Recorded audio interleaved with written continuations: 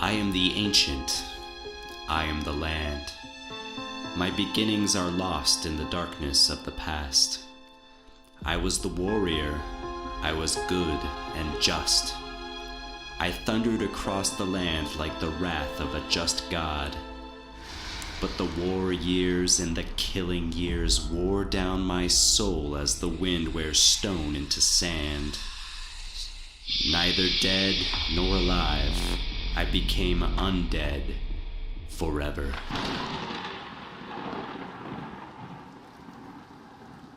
Guys. Well, hello there, ladies and gentlemen. We are here at the Emerald Dragon, as we always are, Monday nights playing Curse of Strahd. Actually playing D&D. We don't play Curse of Strahd every Monday. We're going to get it straight at some point, folks, but it's kind of hard when I look at this page down here and I see there are two missing heads in our lineup. Two missing heads that will sorely be missed because they got kicked out of our group. They died. They're out of here. This is the top, highest stakes you can imagine in D&D. We don't mess around. This isn't Adventurers League. This is life and death, folks. I'm uncomfortable. Cradle of fucking civilization. You guys didn't realize what we were in for? You know, I think I gotta go. This was all discussed day zero, remember? You know, Juniper killed that baby and we were like, yeah, hardcore. Oh, yeah, right. Okay. Sure. I'm prepared. I guess I'm ready to go. Bye. Yes, but all jokes aside, we had a couple unfortunate deaths last week, and that's all good. I mean, it's sad, but it's all good because we got a new session today and a new storyline about to unfold. But first, before we begin, to the two soul survivors, we like to introduce our characters tonight. How about you, Kaylie? Good evening, everybody. Tonight I will be Miss Juniper Jet, the Tabaxi Shadow Sorceress.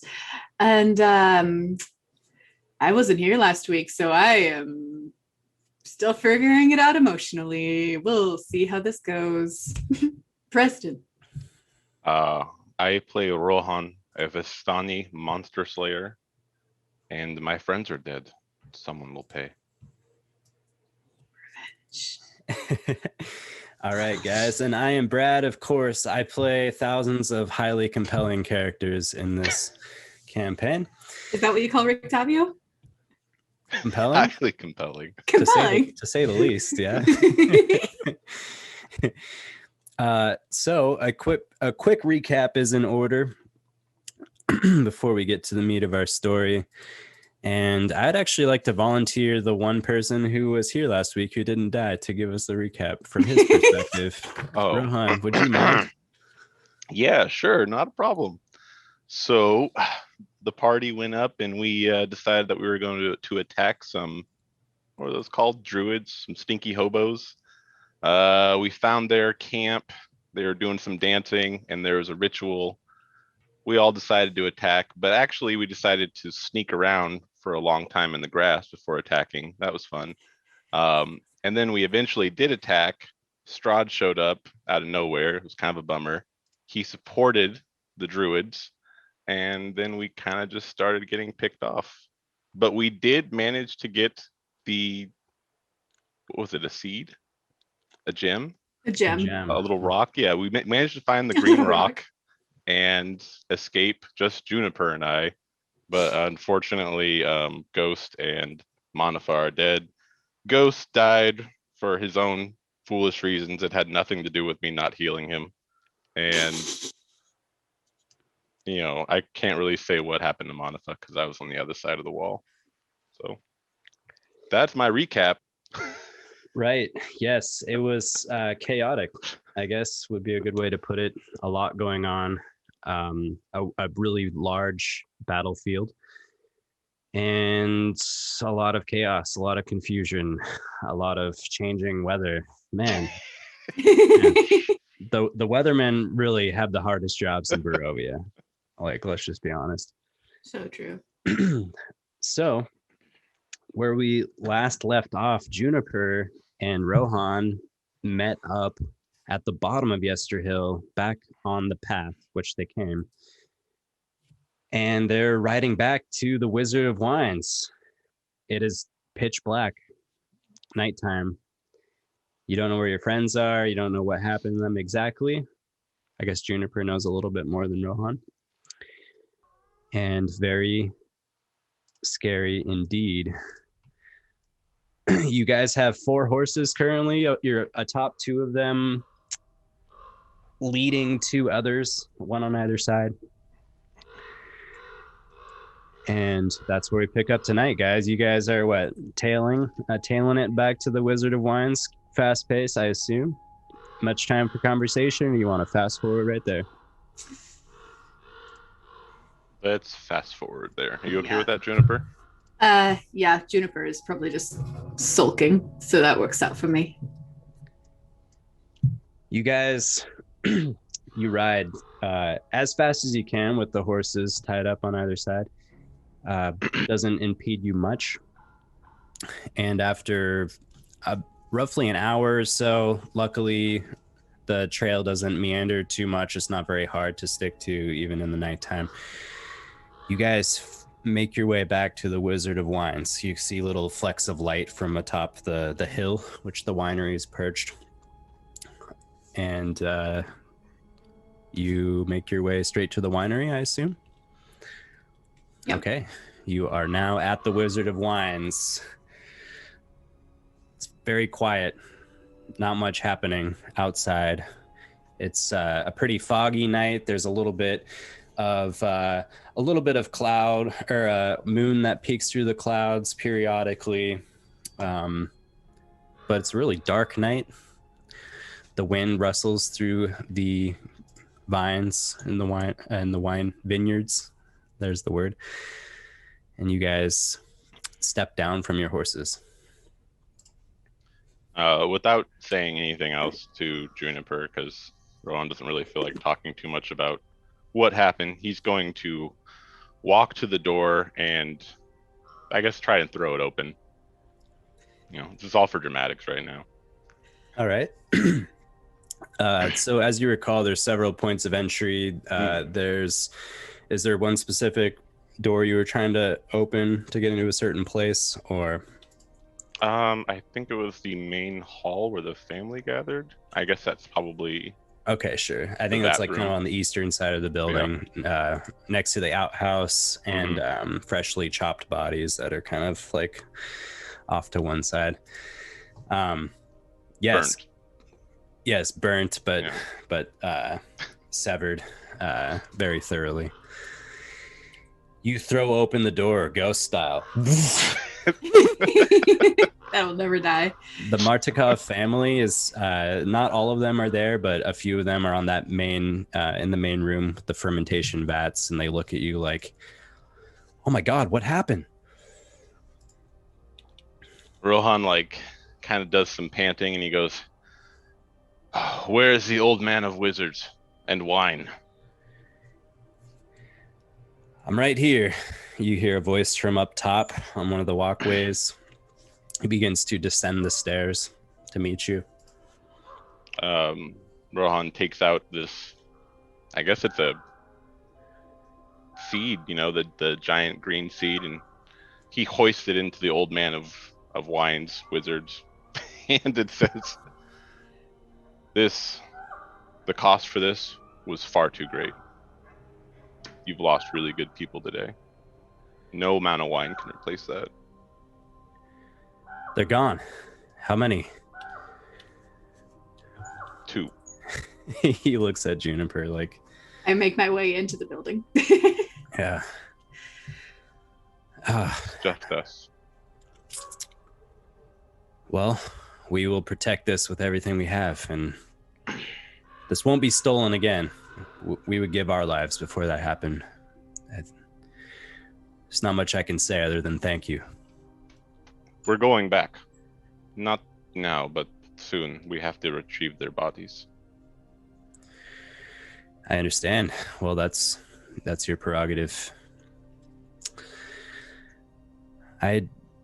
Don't have much to say.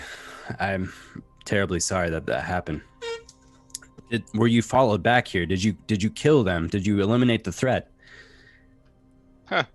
Not entirely. You might want to be prepared for a raid. There are a lot of them, more than I think what you were expecting and what we were expecting. Oh God. Certainly wasn't expecting Strahd to show up. That would have been nice to know. The devil, he was there. In the flesh. What happened exactly? What was going on? They were performing some sort of ceremony that involved a giant Wickerman type statue. There was drums and weather changes, and I couldn't tell exactly what was happening, but it definitely seemed like some sort of ceremony. Where did you find this? In the Wickerman. Oh, they must have been trying to use the magic somehow. Some sort of sick druid ritual.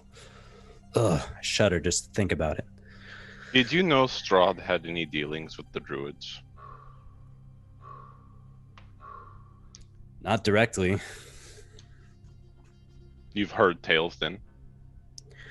Or rumors? I've heard in the past that, on par with their druidic nature, they worship the land. Over time, that shifted into worshiping him. And you didn't think it was impertinent at all to tell us that these druids worship Strahd? Don't know what to say. It's been a stressful week. I understand you're under a lot of stress yourself. I have nothing more to say. Right. Well, then, in that case, Juniper, shall we leave in the morrow? First thing. For now, just some rooms would be nice, or even just one. Sure. A room, and please have the carts and the horses ready by tomorrow with the wine, and we will leave and never come back. Thank you. I understand. There's a room prepared for you already upstairs. The carts are already prepared. We run a pretty effective outlet here overall. We'll be keeping watch tonight, though. Feel free to join us on that. Wake us if something happens. Anything suspicious, knock on the door. We'll wake up. Will do. Again, thank you so much. Can I offer you some wine? Anything Yes. to soothe you. As much as you're willing to part with in one night, we will take it. I'll see to it. If you'd like to head straight up to your rooms, then we'll have some wine brought to you. Juniper starts marching up. Rohan follows behind.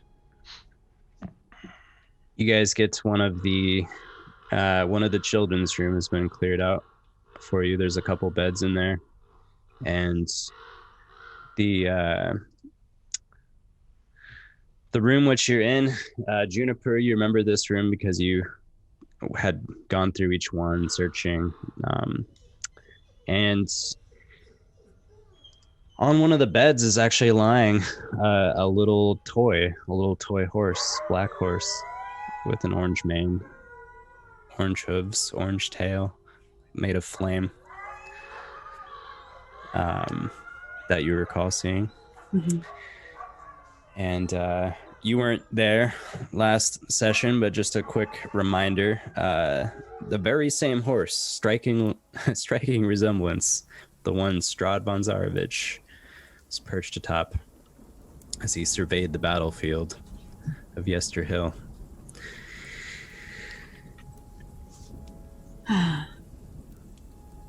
That damnable old man of wines. Breathe, Rohan. They're not masterminds. They had no way of knowing what would have happened. To be forewarned would be forearmed. If we had known Strahd was there, we might have approached more carefully, or I just don't- abandoned it altogether.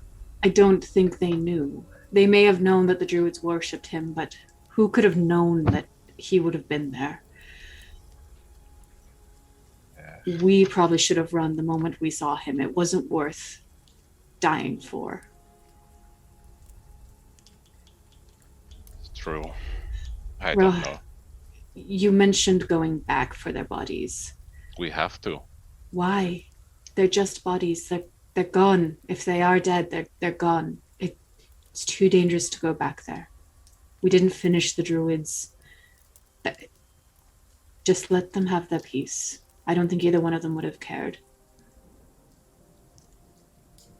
How do you propose that we go back to the lackey and tell them that their golden god is dead and slain by a couple of dirty druids? I say we go back to Vallaki and tell them the truth. That he was killed by minions of Strahd. Perhaps even say Strahd himself. There's nothing wrong with stretching the truth. That will at least fan the fire of their whatever they have. But honestly, it shouldn't be our problem. We need to focus on moving on now. I don't know where and I don't know what, but I'll tell you, moving on for me means killing Strahd now. That is my goal here in Barovia. were you so attached to those two that you now seek vengeance? They were my hunting party, as are you. Juniper, if it was you, I would do the same. That's just the way our Mihais are. That's honorable. It is, but it's also stupid. Well, it's what it is, and I can't say that we want for much else.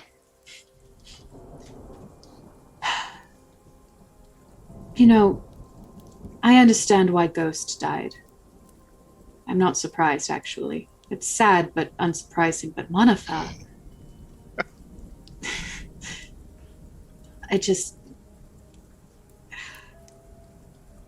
Damn it. He shouldn't have.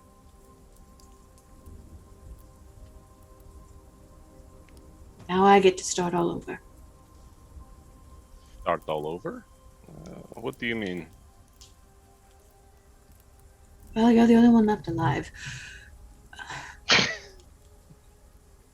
Is it the problem that I'm the only one left alive? No. Well, I mean, as much as a problem as two of our party members dying can be, yes. But Manafa, I don't know if he actually could, but it felt like he could help me with my problem.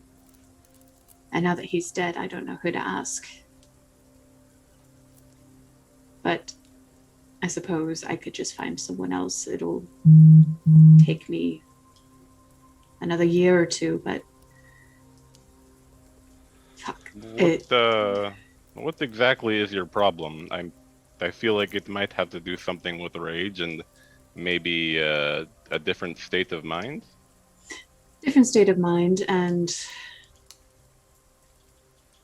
let's just say unknown source of power that I don't quite understand and would like to know what is happening. And Manafa had this weird religious connection. He was smart. He knew about the dead, which is what I feel like I am most of the time.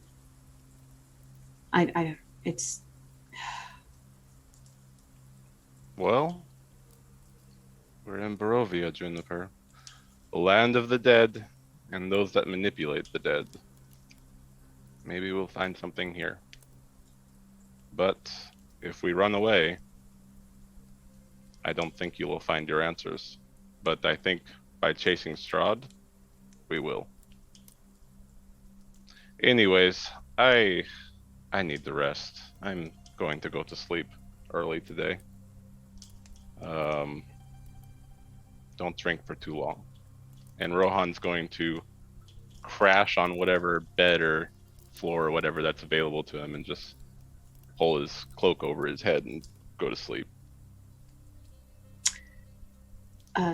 Juniper is going to wait for the alcohol to come up and drink a bit, not too much. I am going to, she's going to consider taking the toy again, but then remember how much Manafa would chew her out if she did and feel a little guilty. So instead she's going to draw a picture of it, drink until she passes out. Cool. The alcohol arrives promptly at the moment that Rohan slips away into a beautiful sleep, waking him up just to add to his pain today. And there's a couple bottles of wine you're given. And of course, able to do those things you'd like to do. There's a little bit, as much as you guys would like to sleep nice and sound tonight, there's a little bit of worry knowing that the druids could be on you at any time, coming in pursuit of their precious item that you've stolen from them. However, none such event actually takes place this evening. You guys awaken with some of the first bits of light coming through your window. Though the winery is awfully still, eerily so, and when one of you arises to take a look out of the window, you see that the vineyards are beautifully still with a nice haunting layer of fog wisping here and there. So, after some time in your rooms, you hear other people stirring awake and going about their daily business. You're free to join them. As you guys come down the stairs from your room in the morning, Davian is waiting for you. Says, carts are ready to go. You got put 2 of your horses on either side, and we're gonna. It looks like you got 4 horses. It might be perfect for this cart pulling here. 3 casks of wine in each cart, and as we agreed, one of these will go to the Blue Water Inn. The second one is up to you. As a show of thanks, you know what? Here's a couple. It's not much, but here's a couple of vials too. We were able to scrounge up. He hands you one to you, Juniper, one to you, Rohan, just standard potions of healing. Woo. I really wish we could do more. But you really did save through that sacrifice. The spirits of, well, you get what I'm trying to say. Aye. Just remember, we did slay many of the druids, but they could come back at any time. So remain vigilant. Any words you'd like me to send your family? Tell my son that we were able to get one cask at least of the Red Dragon Crush in there. So that's probably the last one he's gonna see for a long time. I will let him know. When you're ready, Juniper, I'll be outside with the horses. And Rohan's gonna give, what's his name? Daniel? Old man of wines. He's gonna give him a handshake and turn on his heels and promptly leave the building. All right.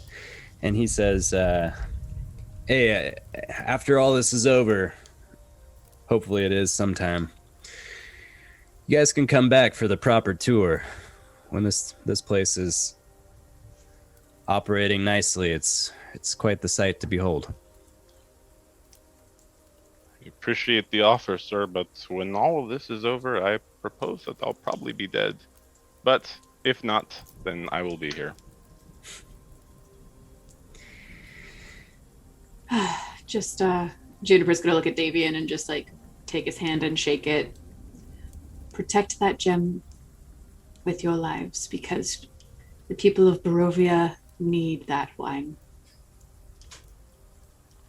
I understand completely. Thank you again, Miss Juniper.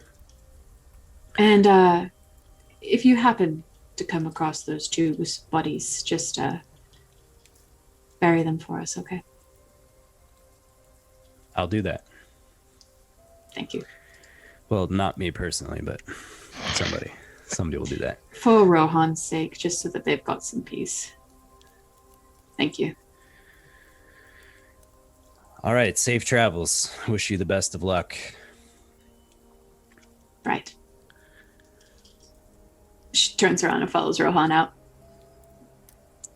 So you guys have 2 carts. Each cart has 2 horses. Each cart has 3 casks of wine. Ooh. I assume one of you guys are going to be leading one on each of these and departing back towards Vallaki. Is that the plan? Mm-hmm. Yep. Rohan's gonna have to take a quick detour towards the Vistani encampment that's south of Vallaki. Sure. Do you tell Juniper we're doing that? Yeah, he's gonna tell her. He says, "You can keep going to Vallaki, or you can come with me." Why? The last time we did this didn't end well. It's fine. I have stuff for them. They're Vistani. They're just gonna want some drinks. It's only like an hour detour. Don't worry about it, Juniper. I'm not wanting to travel by myself, so I'm coming with you, but just... You guys still have a couple hours of travel before you get to that part. So as you guys leave the winery, take a left onto the trail heading to the north once more, following this main road here, and arriving at the bridge and the river once more, the intersection there, and looping around on the path that you've traveled previously. As you guys are traveling along, it's about an hour into your journey, and I'd like both of you to please make perception checks. Ooh. Just about to say.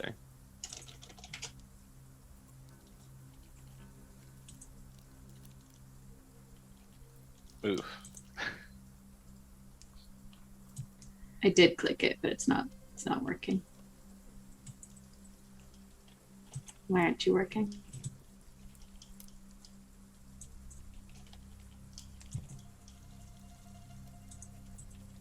There it is.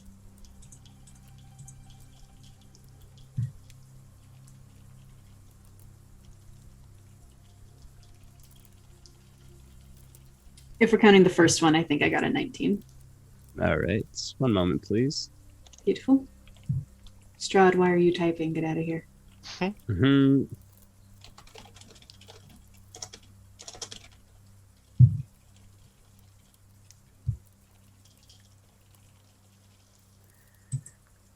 All right, I'll just be me again.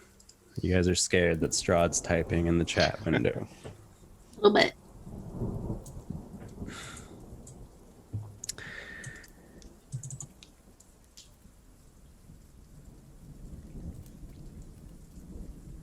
All right, one moment here.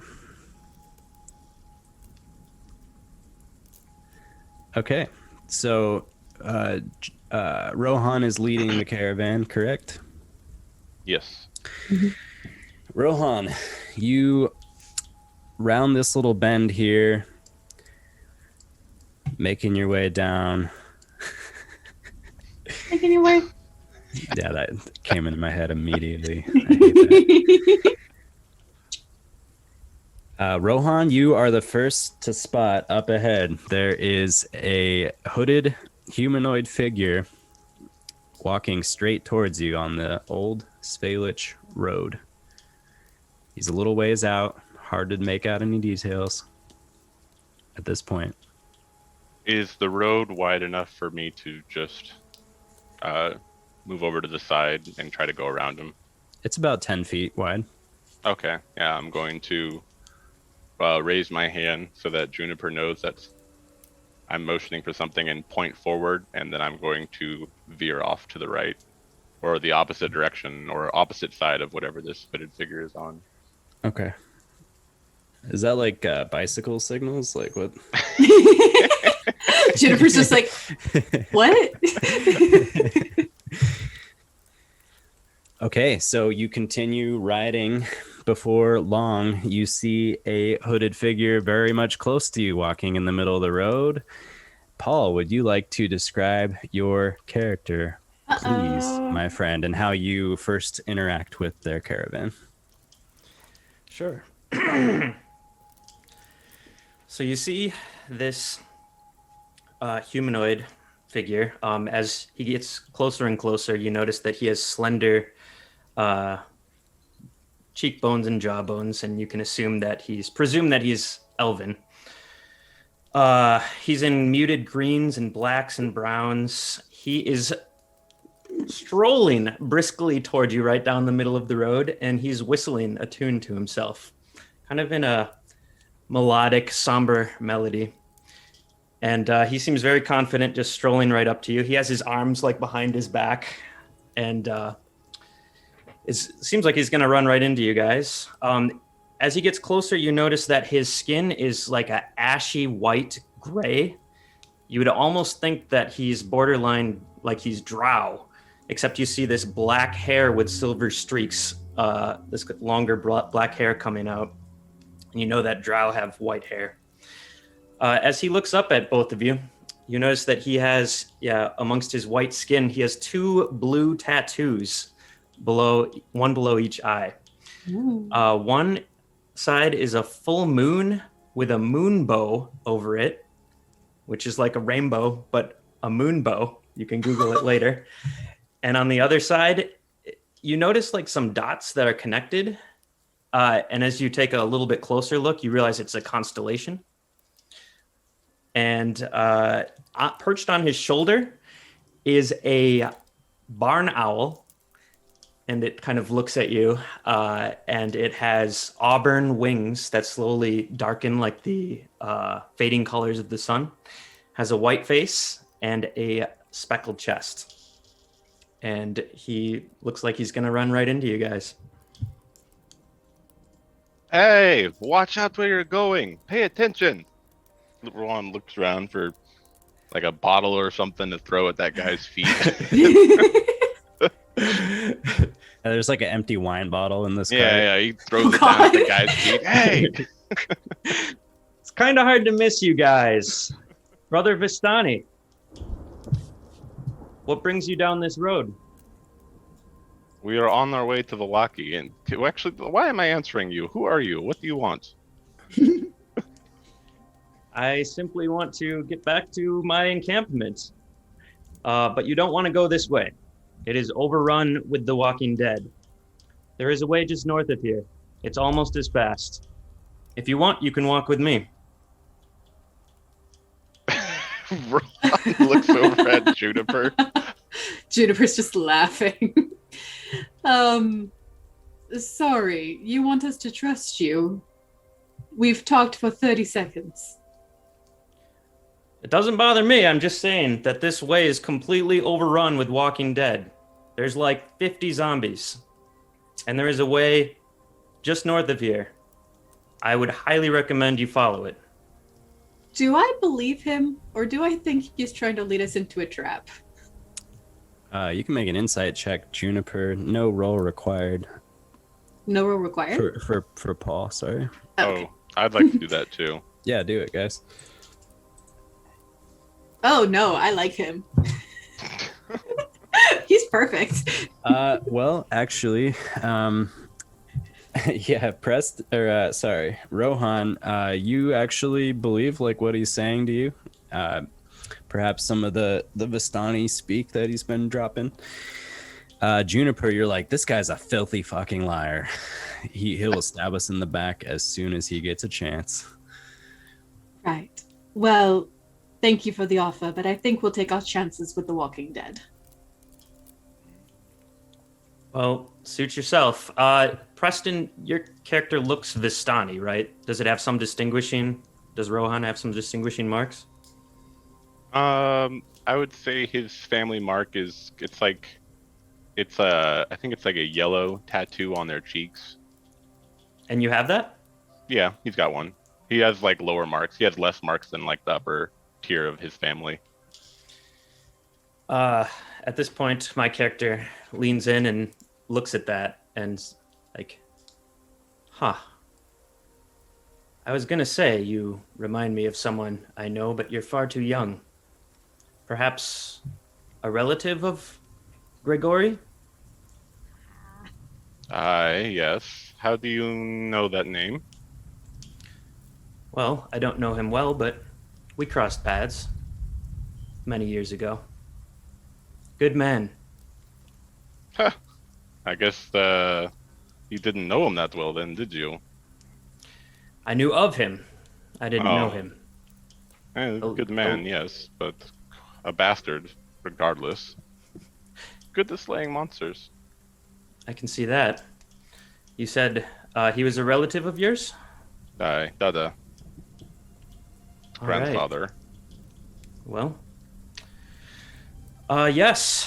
Well, I am heading back to my encampment. It is a Vistani camp just south of Valaki. Would you like to walk with me one more time? Otherwise, suit yourselves. But as I've found on these roads, it's always safer to travel in more numbers.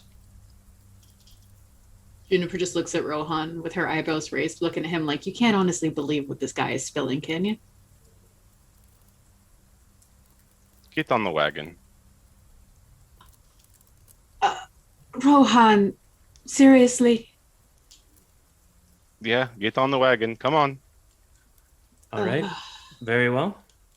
If we die because of you, I will haunt you forever. I am actually looking forward to that. It'd be nice to have a ghost friend like you. Come on. Okay. What is your name, stranger? My name is Kasimir Costorari. At your service. Gives a bow. So polite. All right. Well, you said we should go which way? You said north to go south? Just north of here, yes. To go to the encampment at the south. Just north of here will be another way. Eventually, it connects back with this path.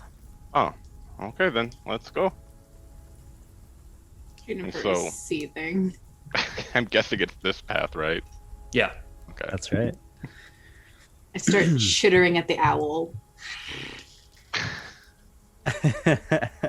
Does your owl remain on your shoulder the whole time, Kasimir? Yeah. Cool. So you guys turn around the wagons and travel about 10 minutes back before you reach the path that Kasimir mentioned. Begin heading north for some time.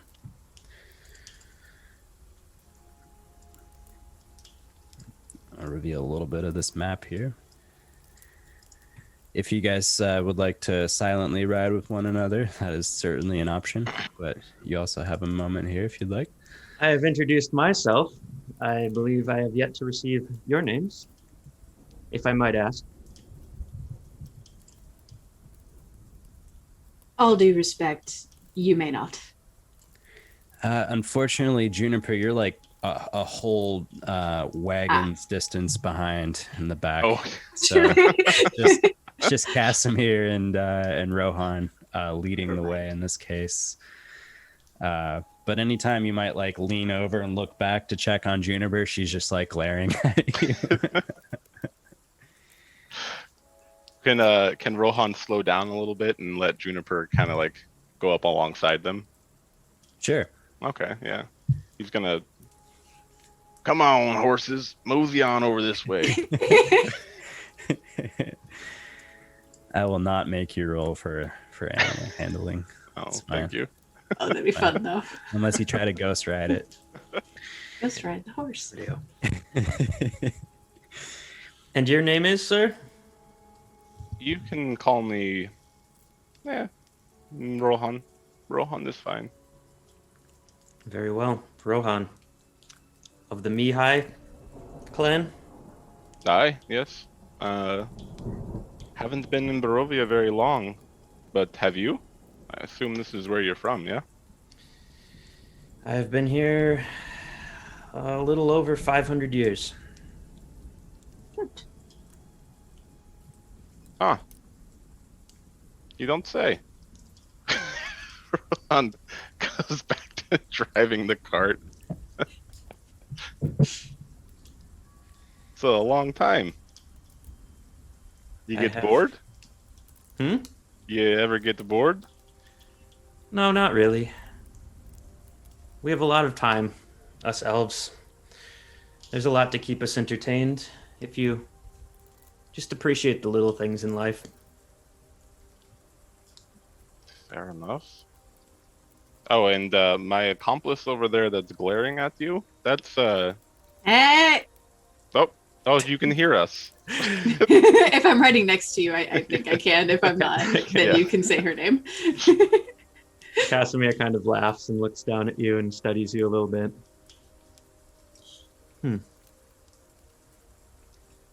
You seem to be carrying some kind of darkness about you. Juniper's ears just kind of pop up. And not the good kind. We've recently lost friends, so maybe that's part of that darkness that you're seeing. Oh, or are you seeing a literal darkness? What kind of darkness are you talking about? I don't know. Just darkness. Oh, good. Would you say that's accurate, or am I off? I've been known to be wrong. I mean, everyone has their own darkness, so lucky guess. Very well. All right. Well, the road turns here, and we should be back at the old, or towards near the bridge towards Vallaki in no time. Yeah, so as you guys are continuing on the path, eventually things open up to your left. There's kind of a field here. And looking in the field and towards that direction actually reveals a interesting structure and a lake. So you come to a cold mountain lake enclosed by misty woods and rocky bluffs. Thick fog creeps across the dark, still waters. The trail ends at a grass-covered causeway that stretches 100 yards across to the lake. 100 yards across the lake to a flat, marshy island with a stone tower on it. The tower is old and decrepit, with collapsing scaffolds clinging to one side where a large gash has split the wall. There are time-worn griffin statues you can see atop the tower from afar. Parked near the base of the tower is a barrel-topped wagon spattered with blood, or with mud, rather. Mud, M-U-D. But nearer to you guys, after you have assessed this scene, you see a figure kind of hunched down in the wood line. A little glimpse of some red cloth you guys see as a figure is kind of like motioning to you guys. Alex, would you like to describe your character?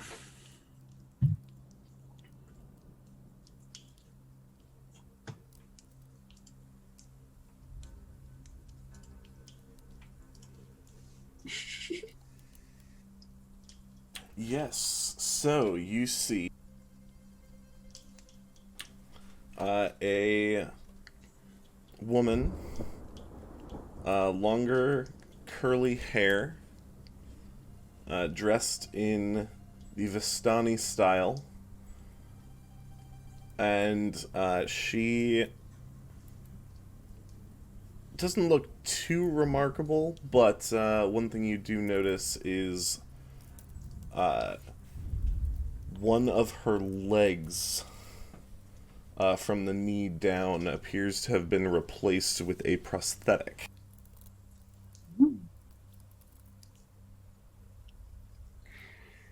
All right. And this figure is motioning you guys to look up in the sky. And when you do, when you follow, tracing her finger pointed at the sky, you see this monstrous black figure flying in the sky and kind of circling around the tower all of a sudden.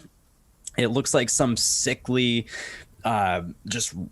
disgusting sort of, not a raven. What am I looking for? The scavenger bird. What's the scavenger bird? Vulture. Yeah, like a sickly, evil vulture, just like flapping around, like scouting the current area. And it actually sees you guys just standing, or like on top of your horses, just like right there, freshly arrived at the scene. And it starts flying directly in your direction. Oh, come on.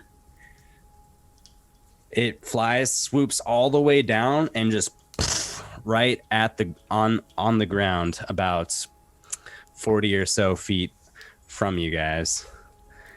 I need everyone to roll initiative, please. We're jumping right into this one. Rohan, this is what happens when you make new friends. All right, let me clear this list really quickly, please.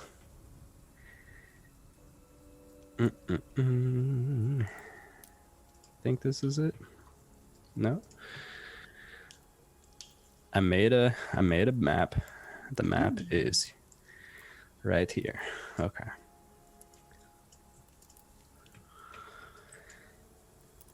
Oh, that's a nice map. Oh, thank you, Kaylie. I tried to channel you when I made it. Oh, thanks, bud. All right, everyone get y'all's initiatives in there, please. And I will get this one. 3 of you. Kasimir, Rohan. All right, so Kasimir, the only person to withstand the effects. Perhaps this isn't the most wild sight you've ever seen in Barovia, as the other two are just petrified by this. You guys are stunned until the end of the rocks, or this bird's next turn. All right, but Kasimir, you are actually, so use 20 feet. It's going to rise up in the air 40 feet. It's going to rise up 30 feet and go back about 10 feet here. Aerial combat, D&D rules. We're just counting squares here. I'm not going to mess around with math. Pythagoras, get fucked.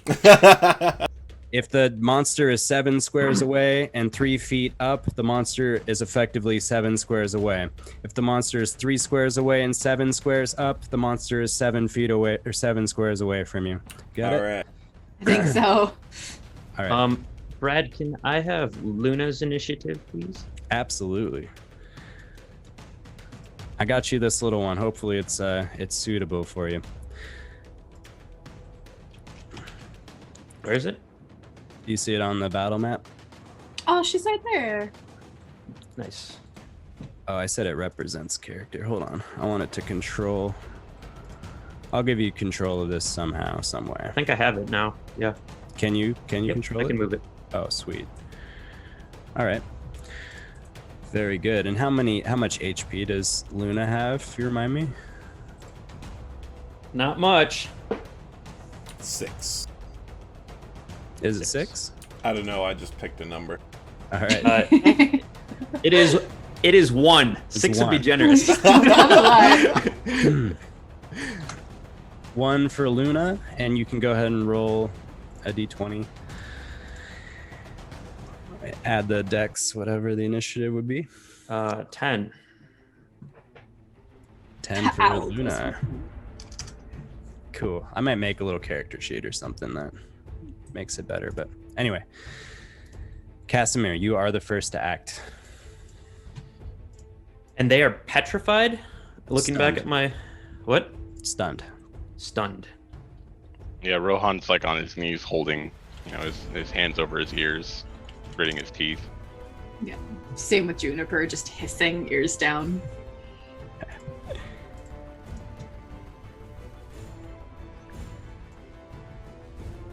I am going to...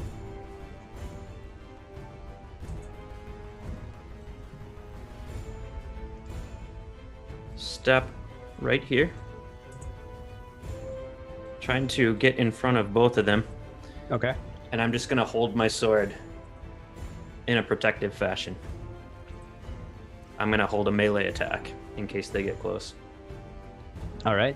Sounds Actually, good. one square up. Yeah. So they hopefully it'll hit me first. Yeah. Sure. And that's it. All right. Rohan, you are stunned until the bird's next turn. That would be your familiar Kasimir, Luna. Luna's going to charge in. Oh. I'm going to point to the thing in the air, and Luna's going to run in screeching and try to distract it using the help action. Sounds good. Yeah, you guys see Luna just get right in this thing's face, like fearlessly. Monster doesn't know how to react at first. Screeches and claws at its face. And then she is going to fly away. If it's a fly away thing, is it gonna take a opportunity attack? It I does believe. not, because owls have a special ability. Ah, beautiful. All right, Juniper, you are stunned. Ezmerelda. Ooh. All right. How high up in the air is it? I believe 30 feet in the air.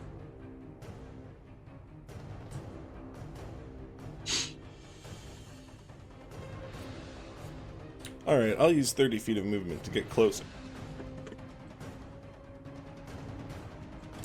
And pointing up.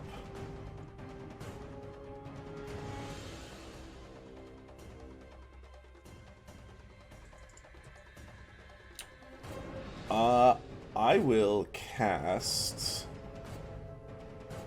Lightning Bolt at the creature. Oh shit! All right, sounds good. I believe that's a dexterity check, saving throw. Correct. Okay. DC 14. All right. Just FYI, advantage against spells, saving throws.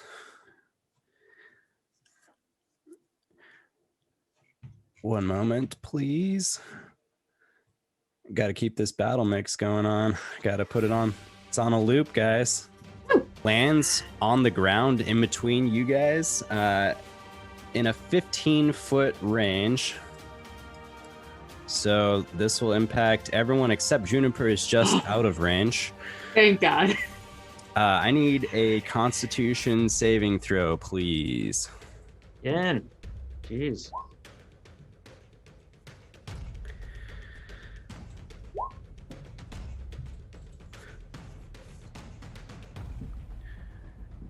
Okay. All right, all three of you guys fail. As this sickly bird, you get, as it's closer to it, has like this like black ethereal smoke that kind of like comes off of its body, and it's just like, it's really disgusting. But then it like flaps its wings once really aggressively, and like just from its body, and not one particular location, there's like all these spores, these black spores, which fill this whole space, 15 foot all around. All of you three are poisoned. Ugh. And at the start of each of its turns, you'll be taking some poison damage. In this case, you're going to take 3 points of poisoning damage. So it flew down about 30 feet. It's going to once more rise again. It's going to take a few steps back and then rise another 30 feet into the air. All right, so that poison condition, keep it in mind, you guys. If we need a recap.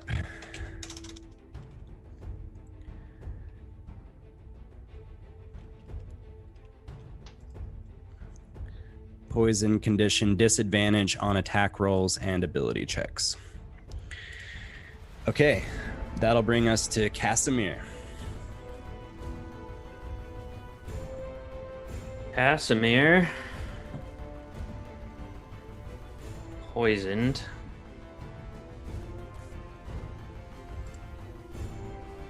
I am still going to... Well, I forgot I have a character where I have to say I rage. Kasimir What? gets out his sword, which was drawn, and he puts it in his hand and he starts to like whistle, like this kind of resonant note. And then the blade, as he stops whistling, he kind of whips it around and it like hums through the air. And it continues to make a noise, even though Kasimir is no longer making any noises, and it's like making this whistling sound in the air as he starts to swing it around. And then I am going to shoot a firebolt. At advantage? A firebolt. You're poisoned currently, so that'll just be a straight roll. Actually, the wording of the spell is the next attack against the creature has advantage, or for that rule, for the familiar rule. So if the next attack against the creature doesn't provoke a range, if it's not ranged, if it's not melee, etc., the advantage rule is going to be nullified at that time. So just immediately imagine the owl getting right in their face, and then they're like, oh, but then someone else hits it, and then another two things happen, like, and then someone finally makes an attack, like, the advantage isn't going to remain. So you will have disadvantage because there's no advantage and you're poisoned. Okay. Well, in that case, I will cast Slow instead. So that would be...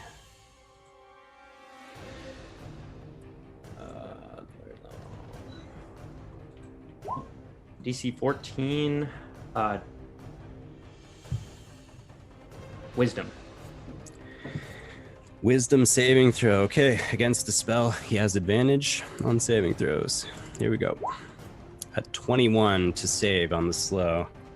He saves. He is just like flapping his beastly huge wings. All right. I'm done. Rohan. Rohan is going to use his Slayer's Eye and Hunter's Mark. And if there are any vulnerabilities about this creature that I should know about, I'd appreciate that. Absolutely. Let's pull that up. Right 18, before 18? As you begin conjuring your spell, you see this barn owl just like getting right into this bird's face and distracting it, and so he's unable. By the time you launch your spell, he's unable to have his wits about him and try to dodge out of the way. Move, So go ahead and bird. roll for damage. 11 necrotic damage. Nice. And it cannot heal itself. Okay, good to know. Until the start of my next turn. Okay, and I will stay where I am, and that'll be my turn. All right, that brings us to Ezmerelda, please. All right, seeing this thing retreat back into the air, I will cast Magic Missile at second level. Nice, go ahead.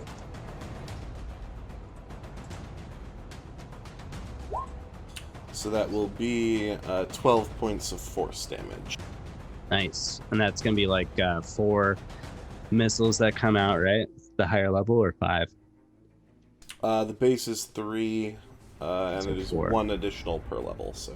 Nice. Yeah, you 4. guys see 4 little points of light. The bird flails a little bit.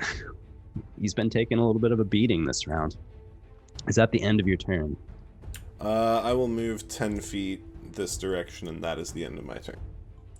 Very good.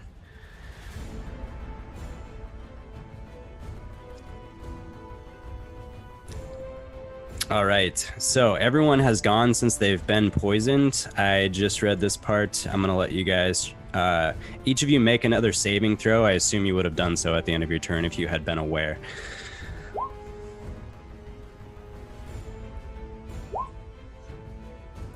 All right.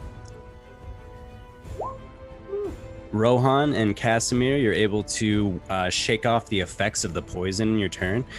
Unfortunately, Ezmerelda, you are going to take another 1d10 poison damage. 9 points of poison damage. It begins to like pulse through your veins. It's burning as it goes, and it's very unpleasant as you try to compose yourself and make your attacks. This monster is going to swoop down directly at Kasimir this time. And he's going to make 2 attacks. One with its beak as it comes down and tries to just chomp at you. It's a 25 to hit. That hits. 12 piercing damage with its beak, and then it comes through with a talon. It's going to be a 17. I will cast shield. Oh no, I don't even. I don't need to. Yep, that's a miss. Okay, what's your armor class at? It is 19. Beautiful. And that's with your special ability, right? Yep. Boost. Nice. Very cool. Very cool. So you're able to just kind of dance away from this slashing talon, but unfortunately it's able to bite down very painfully on your shoulder. Very nasty gash there, dealing the 12 piercing damage. And with that, it's actually gonna like land on the ground and just be like looking right at you. Like you can smell its beastly breath, Kasimir. It's gonna end its turn. Actually, that'll be your turn right there, as it tries to stare you down.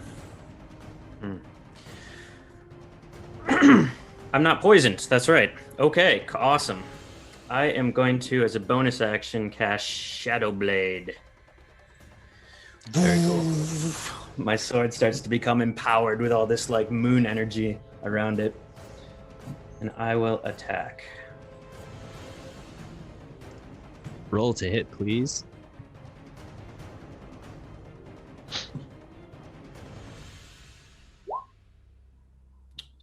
$15? 15 hits. Roll for damage. Just where a purple mark is beginning to show from Kasimir's psychic wound, Rohan like uses that as like a template to start carving up the beast with his silver short swords. It's looking really hurt now, guys. Looking pretty bad. Luna.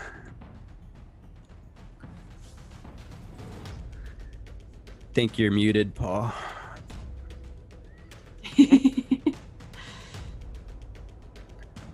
Paul, we can't hear you. Oh, Luna There you are. Just dives down, does an owl screech, and kind of claws at its eyes, and then keeps going. All right, sounds good. Another help action from Luna the owl. Get used to that, guys. You will love this owl. Juniper, it's your turn. You said it looks really hurt. It looks pretty hurt. It looks bloodied. Sweet. But in the gashes where it should be bloody, it's like this black smoke that just like billows out. Gross. Juniper is gonna cast Magic Missile at 2nd level. And shoot 4 missiles at this guy. Sweet. Go for it. Okay. Let me see if this will work. How do I put it in here?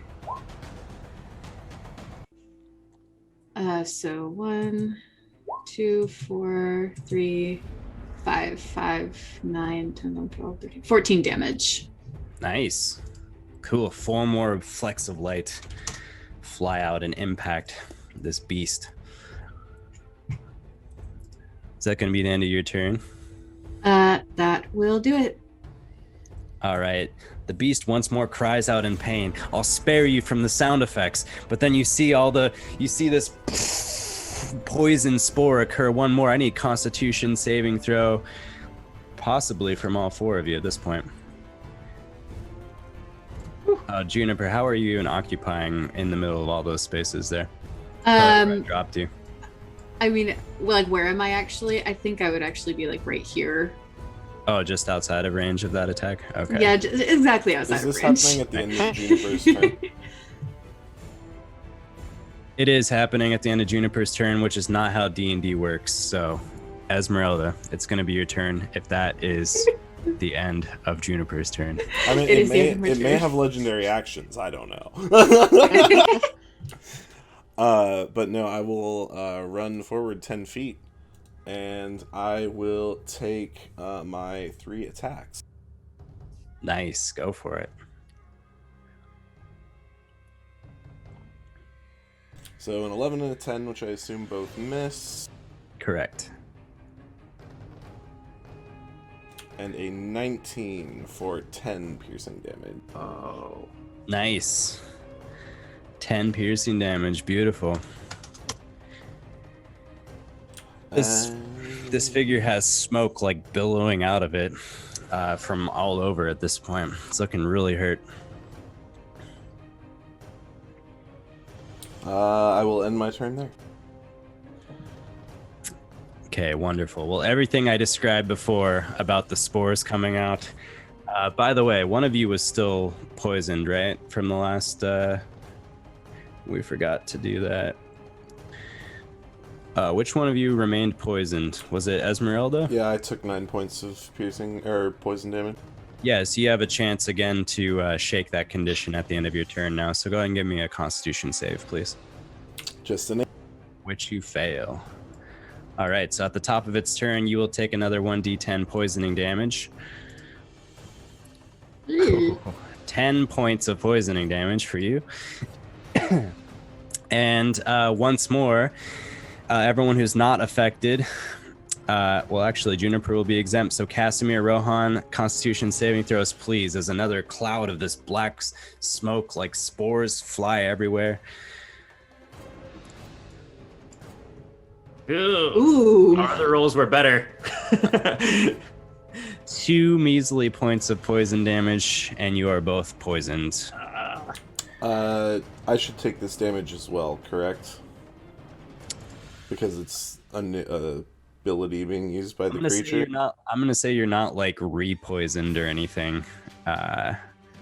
It's not like extra poison necessarily in this case. So no, you took 10 poison damage. That was already brutal. So Okay. Just her rapier up towards right where the neck meets the body. To cleanly sever the artery there, and then pull right back out. all right, and in its dying howl, it's it's dying. It falls to the ground, black smoke billowing from its body, and it just seems to disappear into the ether, and all that's left on the ground is nothing more than a pile of ash.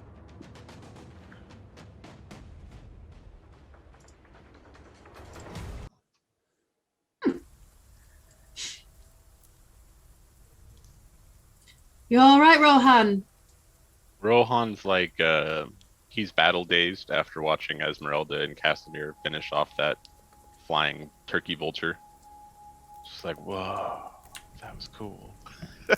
I immediately, survey the area.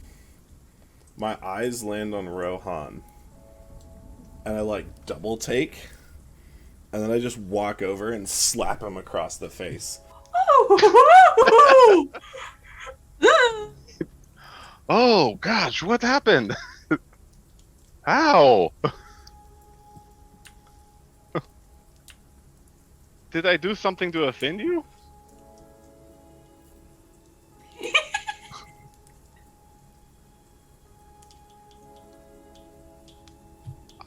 She peers at you silently. You son of a bitch, where have you been? We were at the winery and we were fighting druids. I'm lost. I'm sorry. What? Hi, Rohan. Nice to meet you. She kind of takes a step back.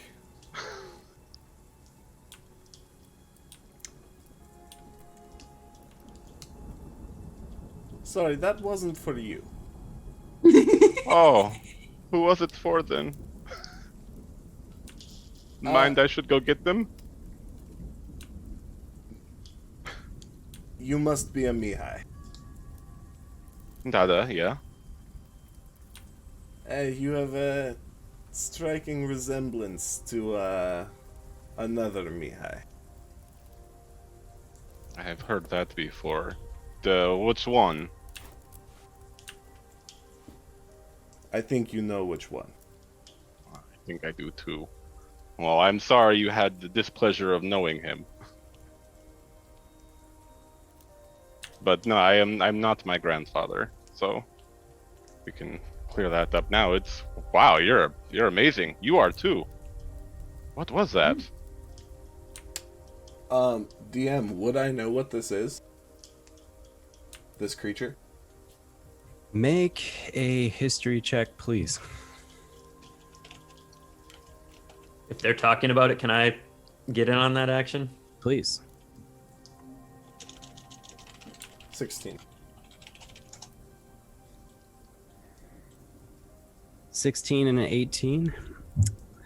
So neither of you have directly seen anything like this before, but certain characteristics, namely the black smoke coming off its body, it seems to be a demon of some sort. Kasimir, you would know that it's not all that uncommon for just strange beasts to pop up now and then in these lands, like by who knows what kind of mechanism. These lands get more polluted every day. I haven't seen a demon like this, though. Wait, a demon? It certainly looks demonic. Oh, wonderful. Now we've got demons. This is Barovia. What did you expect? I should know by now to expect it all. By the way, very impressive. Who are you?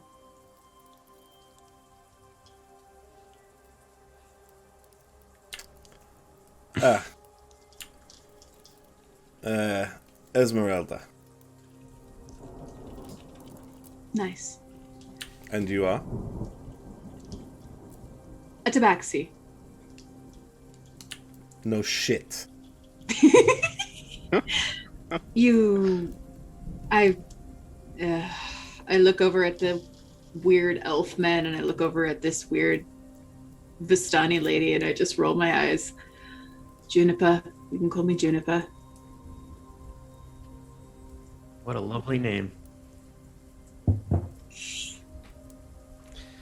I've seen you before, as I point to Ezmerelda. Oh, really? There was a time, not long ago, you were passing through the Costorari Vistani camp. Did you have business there?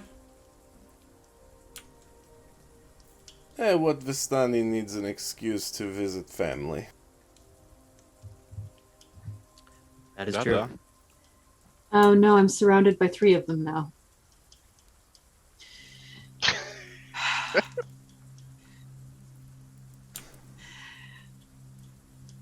Well, do you know why you were being pursued by this demon creature?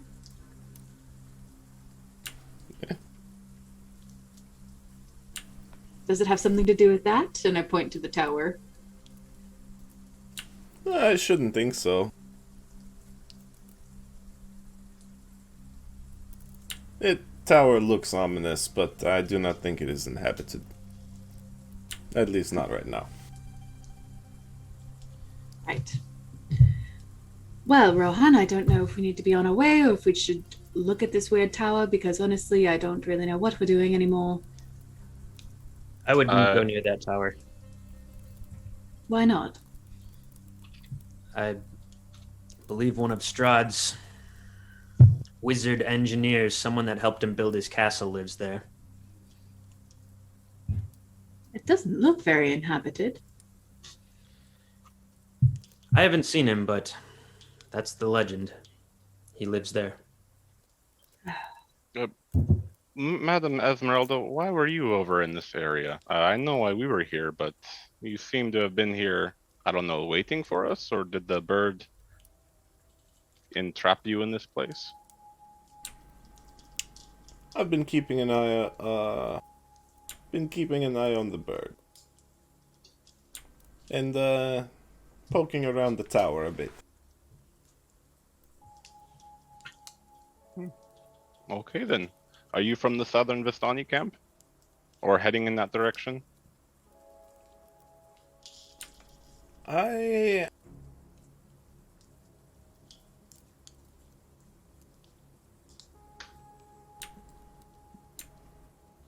Either way. Oh, sorry, go on. Didn't mean to be rude. DM, this is the tower, correct? The tower, which we discussed to meet the party. Yeah. Just Yes. making sure. Yes, that's correct. So Ezmerelda was scouting out this tower, just like you described. After some time, you just saw like this black figure from the other side of the lake somewhere just start approaching you, and that's when you just ducked out and you're like, nope, I'm gonna just try to watch this and lie low. And then these guys showed up.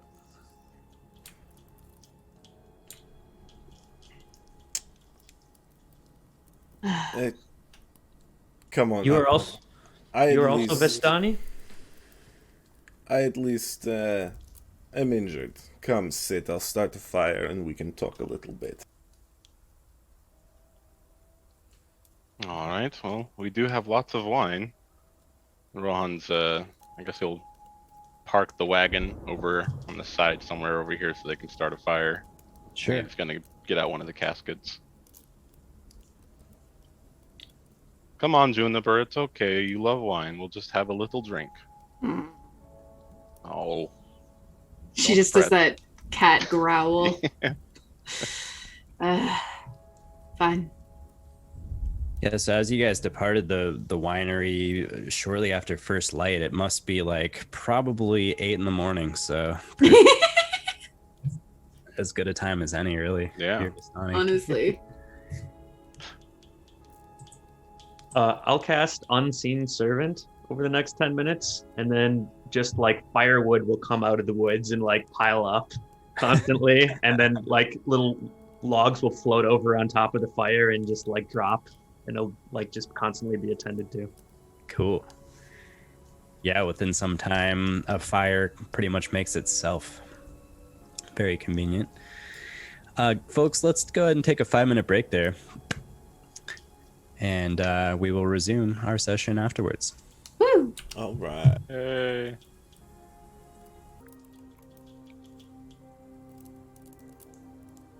Welcome back to the Emerald Dragon. We're making new friends. Potentially. We'll see. Not a lot of trust to go around in Barovia, but hopefully it'll work out for the best. Indeed, and that's where we come back to you guys. You have just started a fire. Thanks to an unseen servant who has foraged in the woods and retrieved copious amounts of firewood.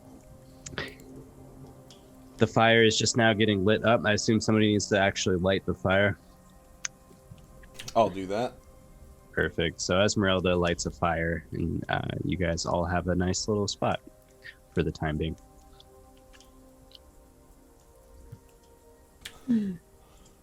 So Mihai. In Barovia, young, in, I must say, some strange company. You must have some target in mind. Well, to be completely honest, when I got here, I did not have a target in mind, but yeah. Dada, now I do, actually. Probably a bit arrogant. But I want to kill the devil.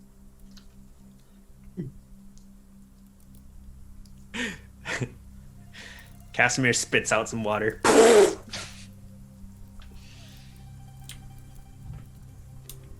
Interesting. You've got balls, I'll give you that. We came here with 2 other companions. Recently we lost them. I don't know how we all got here. We were just, what was it, Juniper? We were just walking, and then next thing we know, we're in Barovia. I could have left them, but I kind of started to get a little fond of them, so I stayed.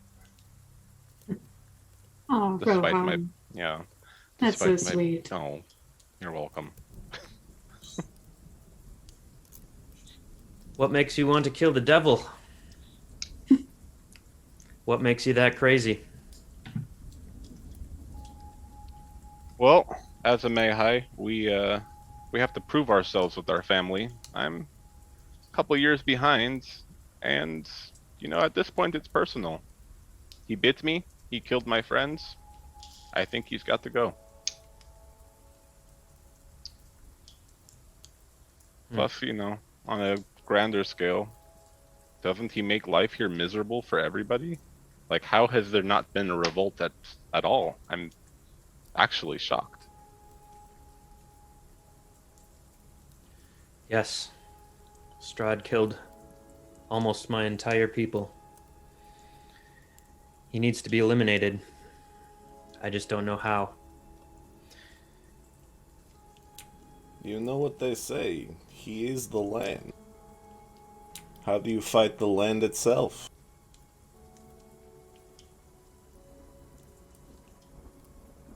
Burn it. Burn the whole fucking thing down, and then rebuild.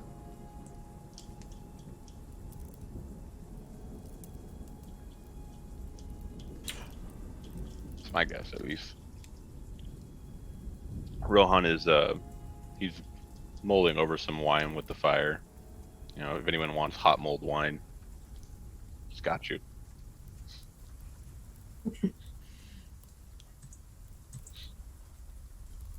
Ezmerelda, what Vistani clan are you from? I have, not walked with my family for a very long time. I, took my own path. That is how I, encountered Grigori. I, do a bit of hunting myself. What kind of hunting? Monsters, witches, werewolves, vampires.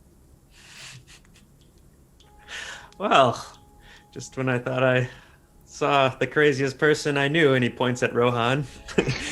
All right, well, interesting company. I had a very good teacher.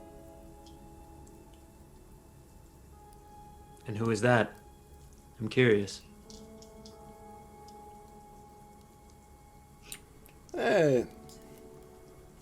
Let me keep some secrets for now. We've only just met, Elf.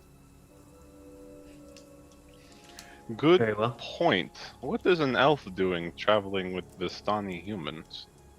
Not that it matters to me. Just curious. It's a little out of the ordinary. It is.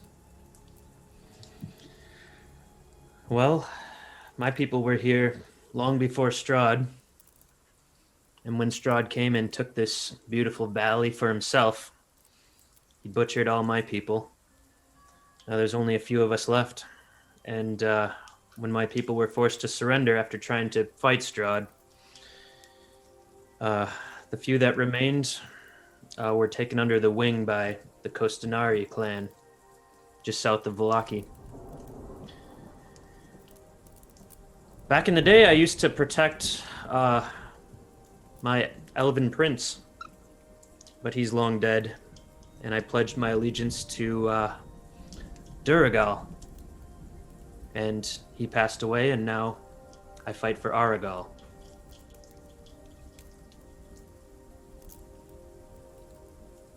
But I appreciate everything the Vistani have done for me. I owe them a life debt. And my people. The Vistani family that you stay with, were they led by a man named Luvash also? Yes. Aragal and Luvash.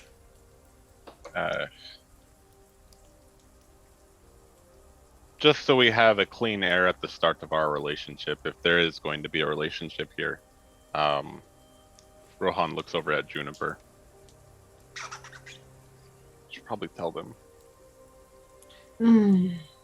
I'm well aware that Luvash is dead. Yes, but are you aware how it happened? Hags. Wait. I stopped by there not a week and a half ago. You're telling me that in that week and a half, Luvash was killed by hags? The little girl was... Go on.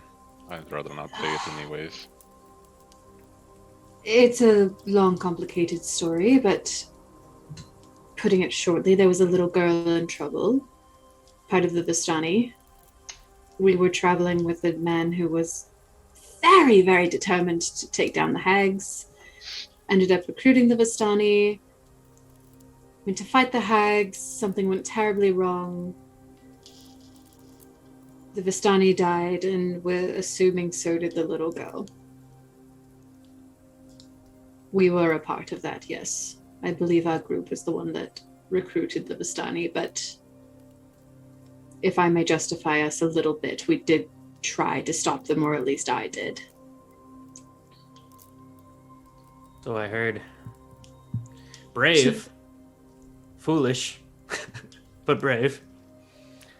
All Vistani know not to go near that windmill. What were you thinking?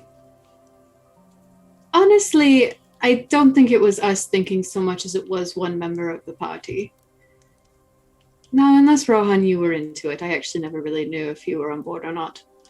Well, it was more of a Luvash kind of was very, very upset. And we told them where the girl was, and we just assisted them. Things just kind of went bad at that point. Yeah, they came back pretty tattered, or at least one of them did. Some of them did, I should say. There were survivors. There were. Not many. How many is not many? Brad, can you help me? Tell me their names, how old they were. You're asking how many remained? How many remain in the camp? Yeah. Some came back from that fight, right? 0 came back from that Oh. fight. Oh. There was Luvash there, and he died. Aragal, he didn't go? I thought he was with them. I think, Argal stayed behind. yeah. Okay. It was Luvash's daughter. He had the most invested in it. I mean, obviously Argal cared deeply, but it was like, someone's got to stay here and like, Okay. you know. That makes sense. I thought they were both in that fight. Okay. Five, there was like 4 warriors and plus Luvash, so 5 Vistani went with you. So there's probably like 10 or 12 at the camp remaining. Ugh. Of all different proficiencies, Right. not combat. All right. Well, none came back. A bunch of horses But, are missing too. Argal's really been pissed off about the horses that have been missing the last couple days. He's been, you would know this, Kasimir, yeah. Yeah, when you ventured out of the Vistani camp, the last thing you remember was Argal was just like screaming and belligerent and like drunk and just like so mad about the horses and everything that's been going on.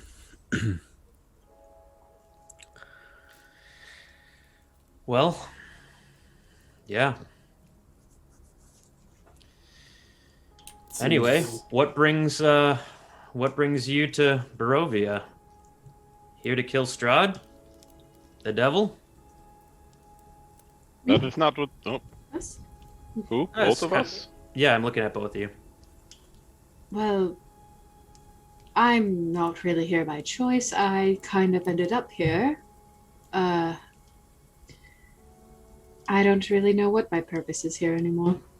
I don't necessarily want to kill Strahd. I don't think we can. Or at least not yet. Have you done anything to anger him? I didn't until yesterday. And I may have firebolt his Wicca statue. Well, then it sounds like you are here to kill him as well. Wonderful. I guess I am. Joy, oh joy. Not much choice if he's going to kill you, so you might as well get him first, right? I like your attitude. Such a casual discussion of killing the most powerful entity on this plane. What, would you rather we cower in fear and cry and lament? No. No, but at this point, my answer would have been different yesterday. But today, now, I think I just want to go home. And where's home for you? Are you familiar with the material plane? Very. Port Nyanzaru.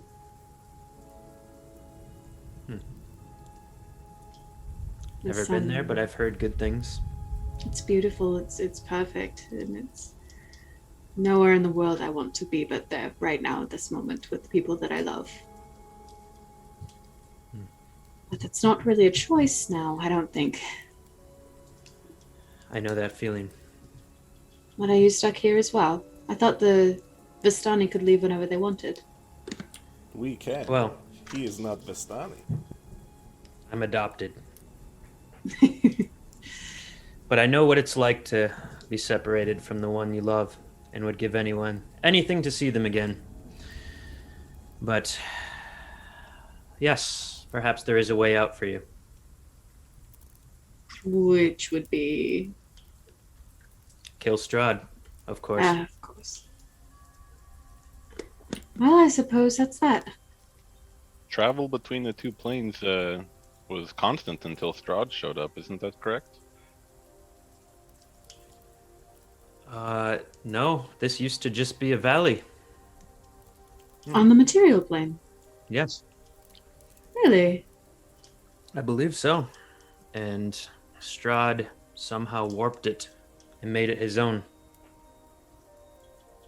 So potentially if we kill Strahd, the whole valley returns back home. I actually don't exactly know that. Brad, was it on the material plane beforehand? It was indeed. Okay. Yeah. At a certain point, something went down, and the whole place became surrounded by this impenetrable fog. So, the theory seems to hold water. Yes, this used to be one of the most beautiful valleys in all of the material plane. Now look at it. Poisoned.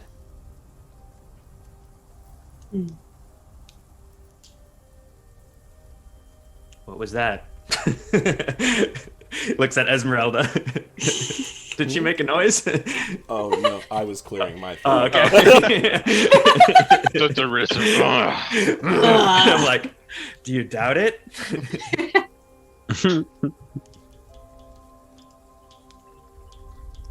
All right, guys, about an hour and a half has gone by as you guys have been sitting by this fire. An uneventful hour. It's been really quiet, really. There's a stillness about this clearing and next to the lake, and a bit of a chill on this foggy morning. I'm going to use some hit dice if that is acceptable. By all means. Well, folks, I believe we are journeying to a Vistani encampment, so does that mean that we're going together?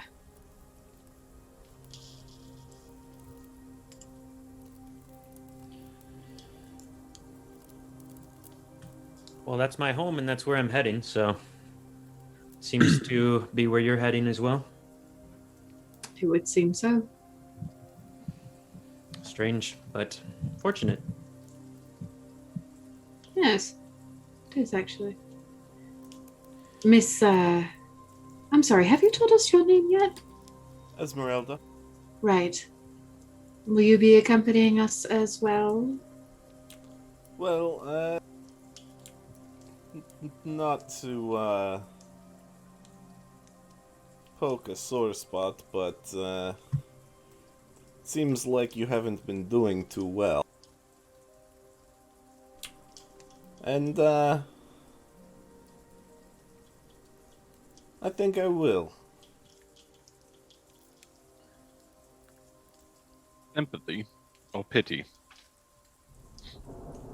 You know, I'm not sure, Rohan, but at this point, I don't think I care. Yeah, fair enough.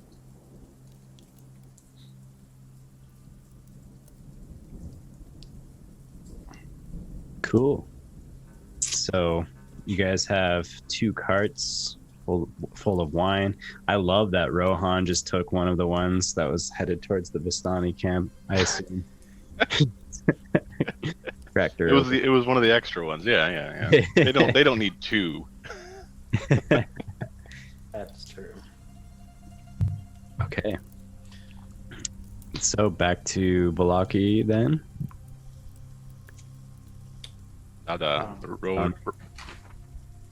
Rohan's gonna look once more at this tower and then turn around and get on the wagon. Sure. Are any of you gonna approach the tower actually? Or just look at far? You have to walk out like 100 feet along this. I am gonna look at Ezmerelda. Is there anything worth looking for in that tower? You were here before. I've been poking around. I haven't spent too much time. The tower's not going anywhere. Like we'll have an off day to come back, but sure, let's continue. I assume you're leaving your wagon, Ezmerelda. Yes, I will leave my wagon. Okay. But I will, if I can draw it off to the side in one of these wooded areas and camouflage it a bit. Sure. Yeah, absolutely. Go ahead and we'll make a little disguise roll of some sort here. I'm gonna say maybe a survival roll, something along those lines.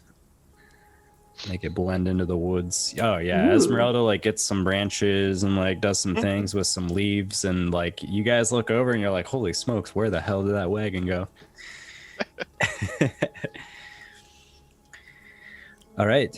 I assume I had to move it to get it. That's correct, yeah. All right. Would you like to describe how you move the wagon?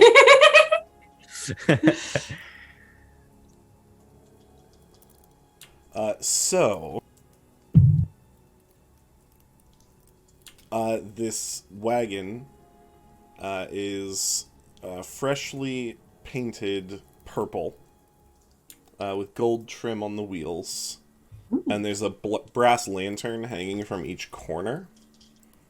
And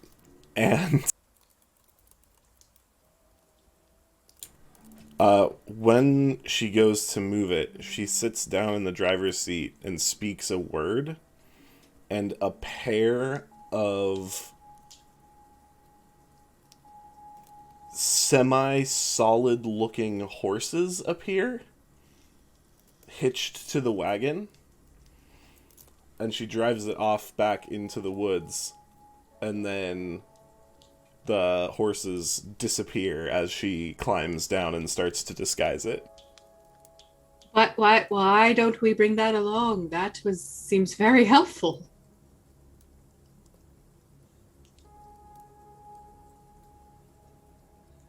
No? All right. Just throwing that were out you there. asking? Anybody? Yeah, what sort of magic is that?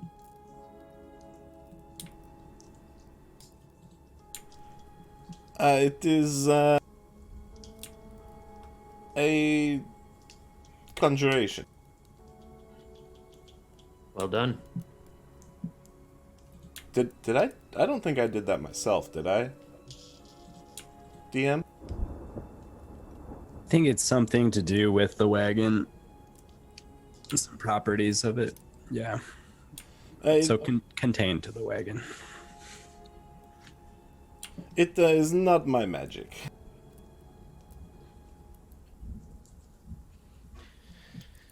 Well, whoever designed it, it's impressive. Shall we go? All right. So, I guess who's riding with who?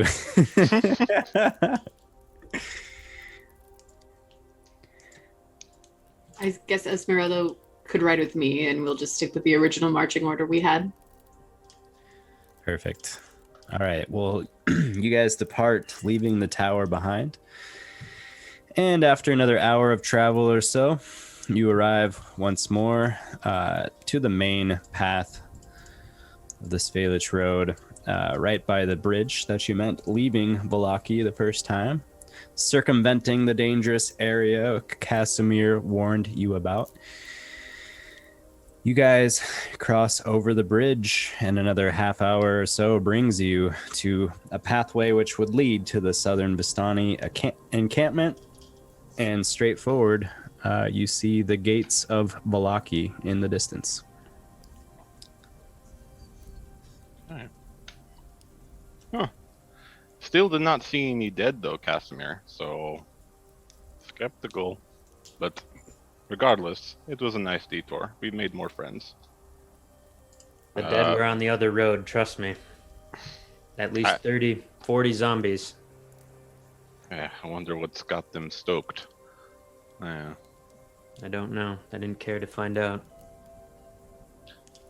Either way, Rohan's gonna stop the cart and he's gonna tell his compatriots, like, well, I can move on my own towards the Vistani town, or we can all go together. But either way, coming back to Vallaki anyways. I miss my buttercup. Coming back to Vallaki. Oh, you probably don't know that the Vistani are welcome in Vallaki now. We kind of killed the old Baron. We instigated a rebellion, Uh-huh. complete with heads being chopped off. You could call it a liberation. I'm not totally sure if that's what it is, because I don't know if we particularly trust the new person in charge, but at least you're kind of welcome now. Viva la revolution. Indeed. I haven't been to Vallaki for 100 years. That's interesting. Well, Rohan, I honestly just don't want to leave you alone, so I'll continue with you to the encampment. I can't remember how many casks of wine. I think I'm just gonna give him one. We can keep. Wait. Did that guy say Martikov, his son, is supposed to have 3 caskets or 1? He said he included one of the whatever crush it is, but I'm sure they need more than that. They were almost out. Yeah, I think it was 2 caskets and then the crush, and then we keep 1, and then 2 of them are supposed to go to the Vistani, but they just need 1. I didn't write down the number. All right, the exact statement from Davey and Martikov, he said at least one of these shipments needs to get to the Blue Water Inn. The Well, other shipment. Oh, so the the whole other, wagon. you do as you wish. Got it. Yeah, the Vistani just need 1. You know, it'll sweeten our mood. Maybe they won't kill us the next time we see them. So perhaps we drop off the others first, so that you don't walk in with a bunch of wine and then only give them 1.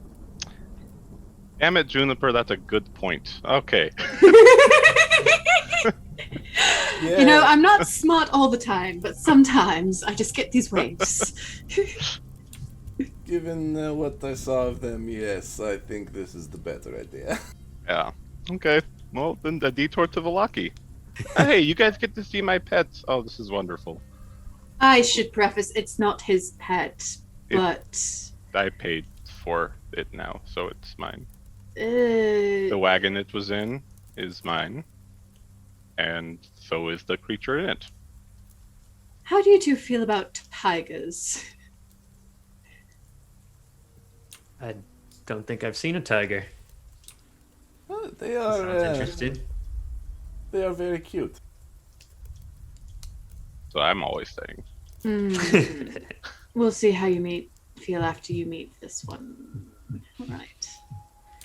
No, you'd So- think I'd like it considering we're the same kin, but Well, you must remember what I do for a living. What we do.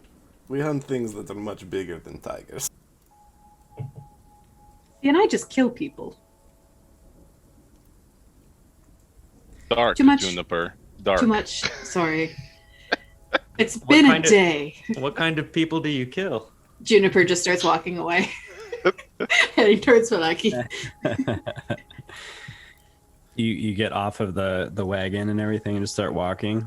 No, I like the wagon. Are we close to Valaki?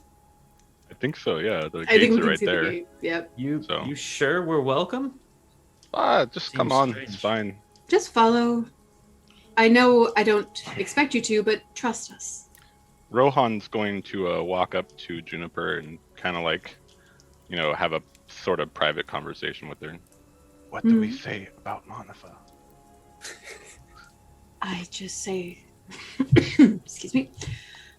He was killed by Strahd in a brave battle to defend the winery.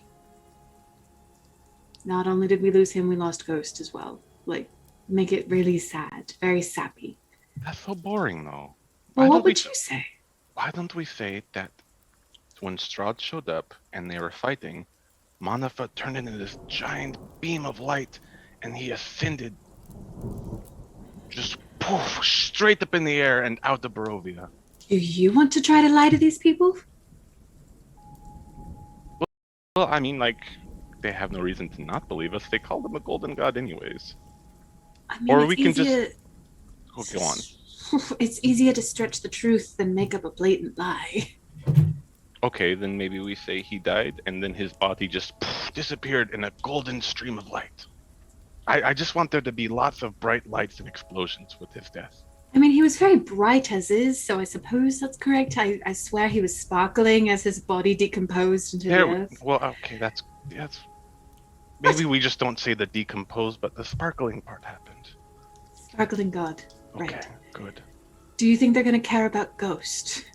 Who? Oh, no, don't worry about it. We're good. Oh, what's this circle? I love it.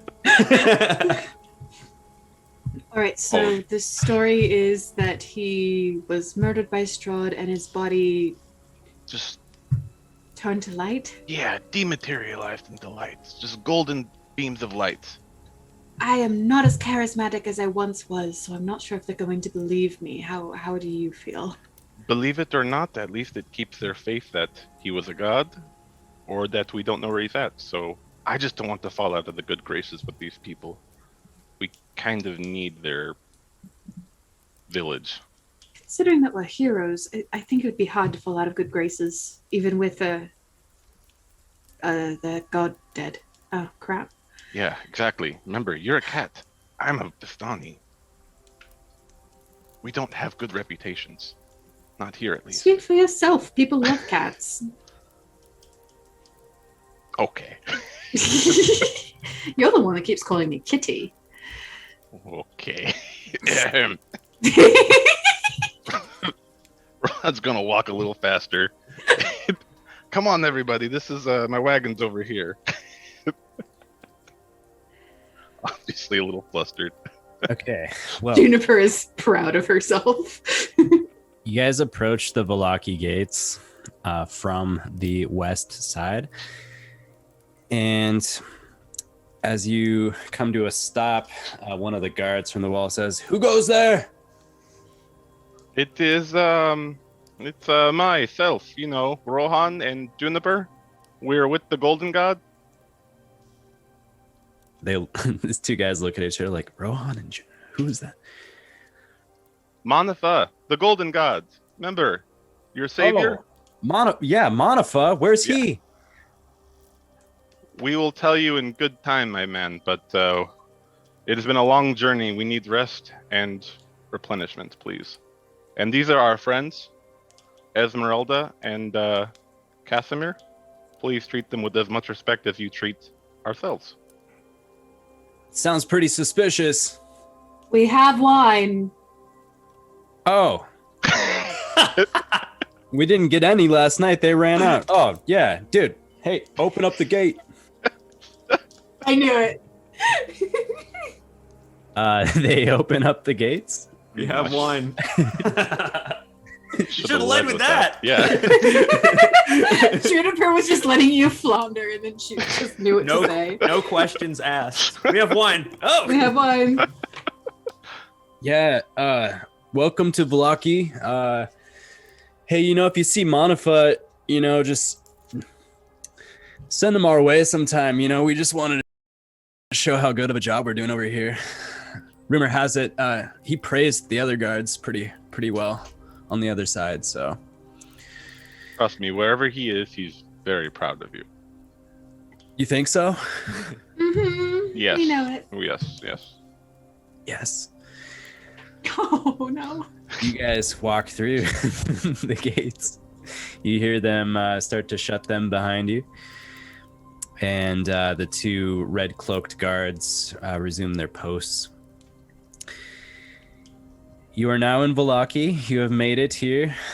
And after a short time, you come across the cathedral, St. Andrew's Cathedral on the left, which you guys know. And continuing on some way, shortly you reach the Blue Water Inn. I'm going to bring you over to the Vallaki map here. So the Blue Water Inn has some stable areas behind where you can find all amenities for horses and a place to park your wagons. Damn, you guys are D&D rich now. Wagons, bro, and horses. Plural. Mm-hmm. So actually, just about the time you guys park the wagons and start getting off the horses, one of the back doors opens in the Blue Water, and it is Erwin Mardikov, big hefty fella, the big beard with the gray stripe running down the middle. And he goes, "Oh, thank goodness, bring those casks over here." Rohan is driving the wagon that has the delivery for the Martikovs. He backs up to their back entrance, grabs a casket, and starts rolling it in. All right, you back up the wagon like beep. Yep. Ezmerelda will hop down and help unload as well. Juniper, Thank you, miss. Juniper cannot lift the casket. It's too heavy. I'll help you, Juniper. Try together. They really are heavy. Even Rohan, I don't even think you could carry one by He yourself. was rolling it. Yeah. I drop it on your foot. Sorry. Your foot breaks in 4 places. Oh, God. Erwin says, "Oh, this was just in time. We just ran out last night. This is perfect. How's the winery doing?" It was in better states, but it's okay now. You could say we left it in better condition than we found it. Yes, exactly. What condition did you find it in exactly? Bad? Bad? What's wrong? Is anybody hurt? No, well, none of your family is hurt. Everyone is fine. Thank goodness. He looks around at the group. Where's the other two? The one with the mask and the gold skin.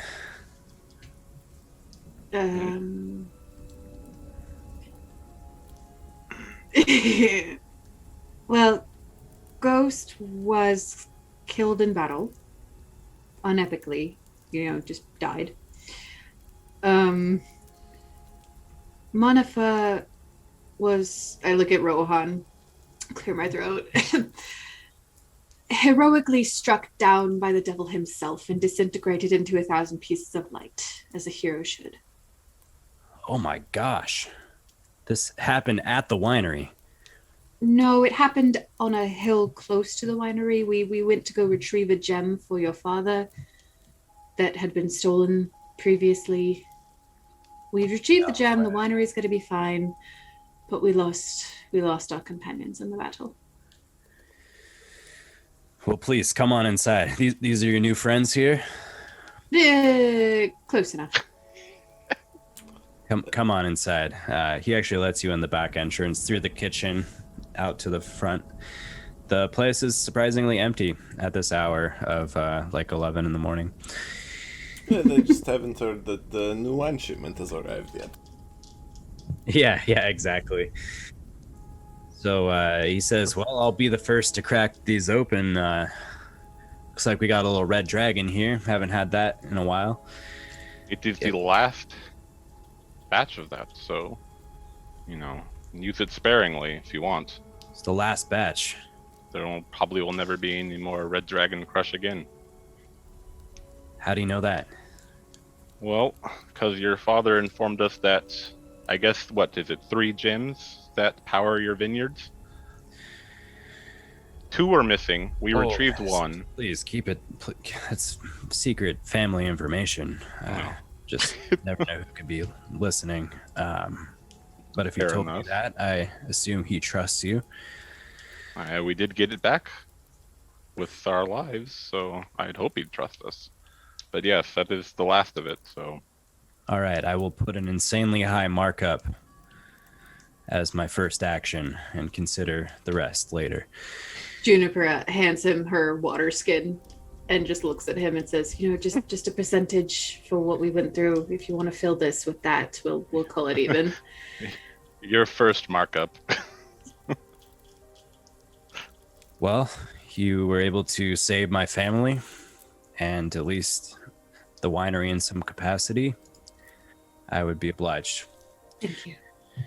He fills up your water skin, wine skin. Wine skin. And for you, Rohan? Honestly, I'm not really interested in the drink right now. Just some beet stew and some wolf flanks, please. Sure, I'll get I'll get around. You guys all look famished. Please take a seat. There's a nice fire going right there. As you guys enter the main tap room, there's a couple of their kids are running down the stairs making a ruckus and out the door. Pretty usual sight here, but two new characters, maybe not seen this before.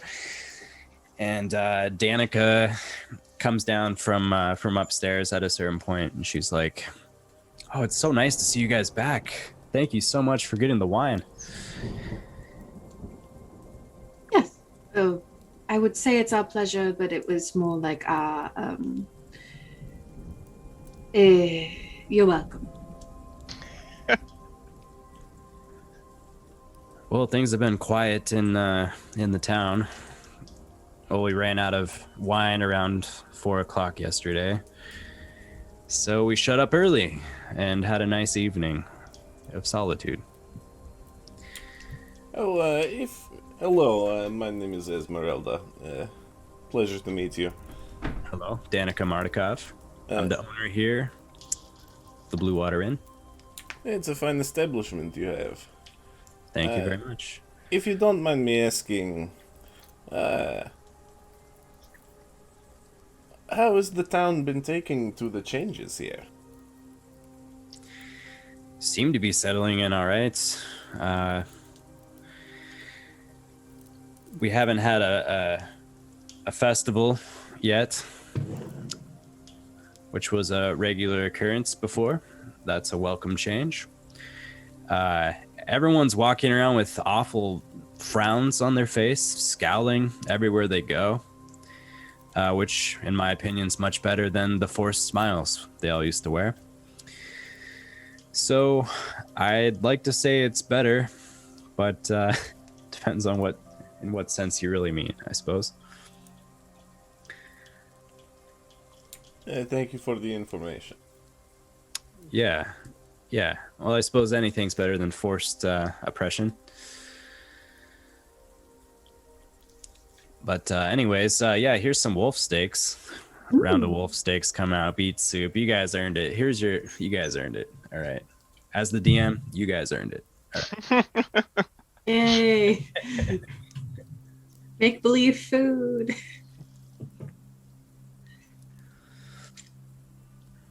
Cool. Juniper's just gonna lean over to Rohan and she's probably knows that she can't be super private here, but just goes, so we're gonna go visit your Vistani friends, correct? Yeah, eventually. Right. Didn't Ghost mention he met that strange toy maker? Belinsky, I believe. Did you have the chance to meet him? Belinsky, I did not meet him. Well, him and Ghost were building a bit of a rapport, but he's important because of that thing that we did with that woman. She just kind of looks at the other two. Plus, I am curious about this, and she holds up the drawing that she did of that horse that looks just like Strahd's.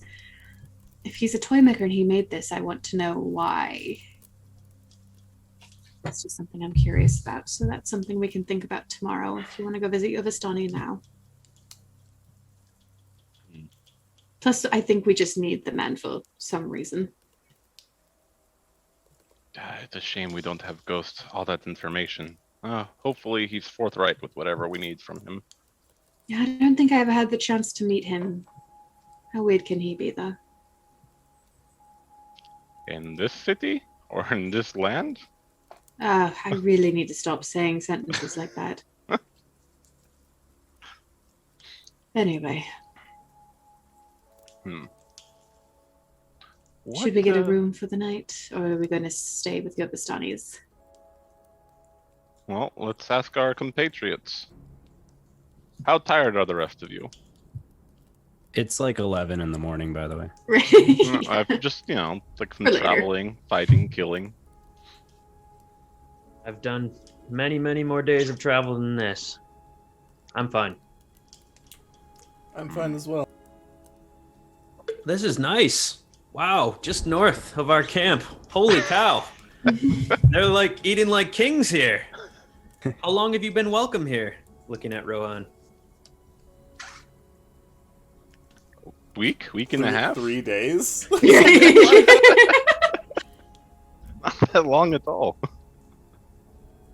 But more Vistani should start trying to come and visit so we can get a good rapport and at least make this place a safe haven for anyone that needs it.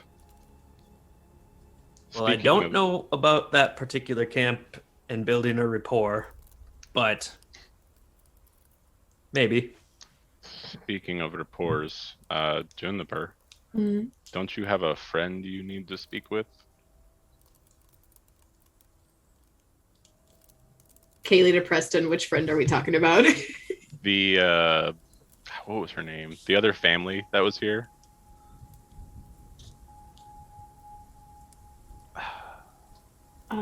It's the Volkovich family, but the new family that's kind of leading now. Lady Fiona? Yes, yeah. Oh, Lady Fiona. Walkers. The new leader?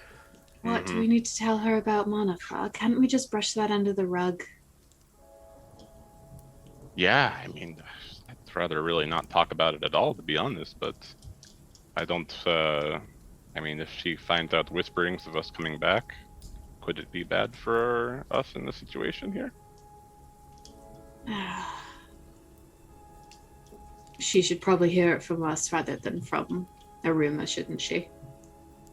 That's what I'm thinking. And if we're going to keep this, Monofa is dead but ascended talk, we should probably tell her at some point. Should we do it now or Vistani first? Well, on the way there is the toy maker, so I guess that would dictate our course. So might as well knock those things out first. All right. Well, if you two fed and had your fill of drink, we can be on our way for the rest of the day. If you'd care to join us. If I'd not, love to. Yep. If not, we basically own this place. No, that's not true. But we have rooms here for what, life? Oh, was that part of the deal? Yeah, I think so. Yeah. Danica does come back after a certain time, and she's like, all right, well, here's the key to the room. Again, thank you so much. You're free to stay here as long as you're in town and in the lands. So she Miss, gives you one open room with the 4 beds. Miss Danica, what do I owe you for this meal? You know, this one's on us. This one's on us. My thanks then. You're Might as well. very welcome. Very welcome. Yes, I guess it's safe to say friends of Rohan and Juniper are now friends of ours. Thank you, Miss Danica. We're going to try to keep building on that relationship. Genuinely, thank you. Yes. We'll never forget what you did for our family.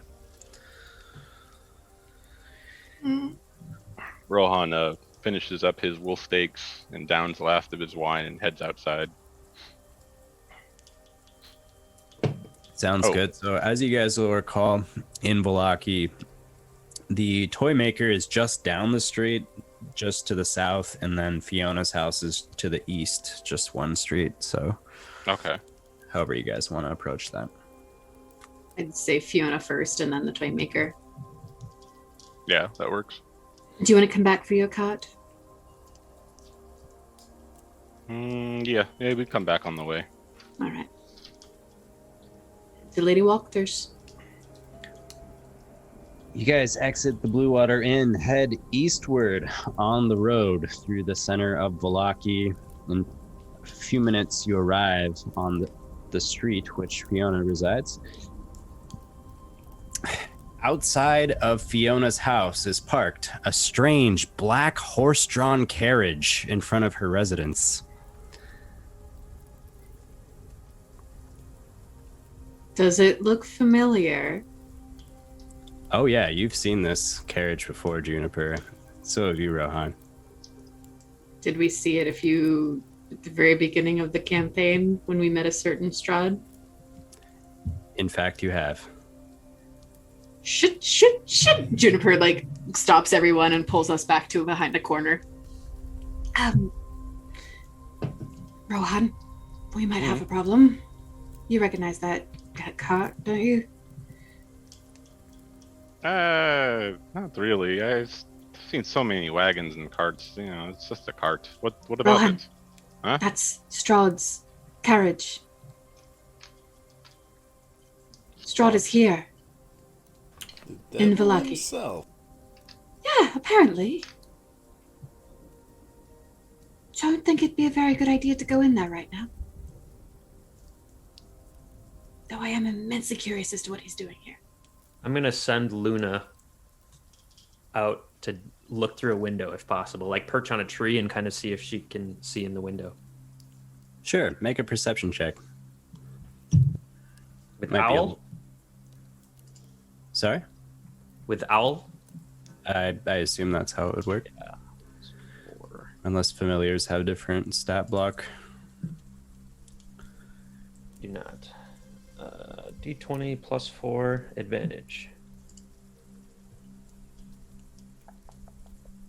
And the advantage is for...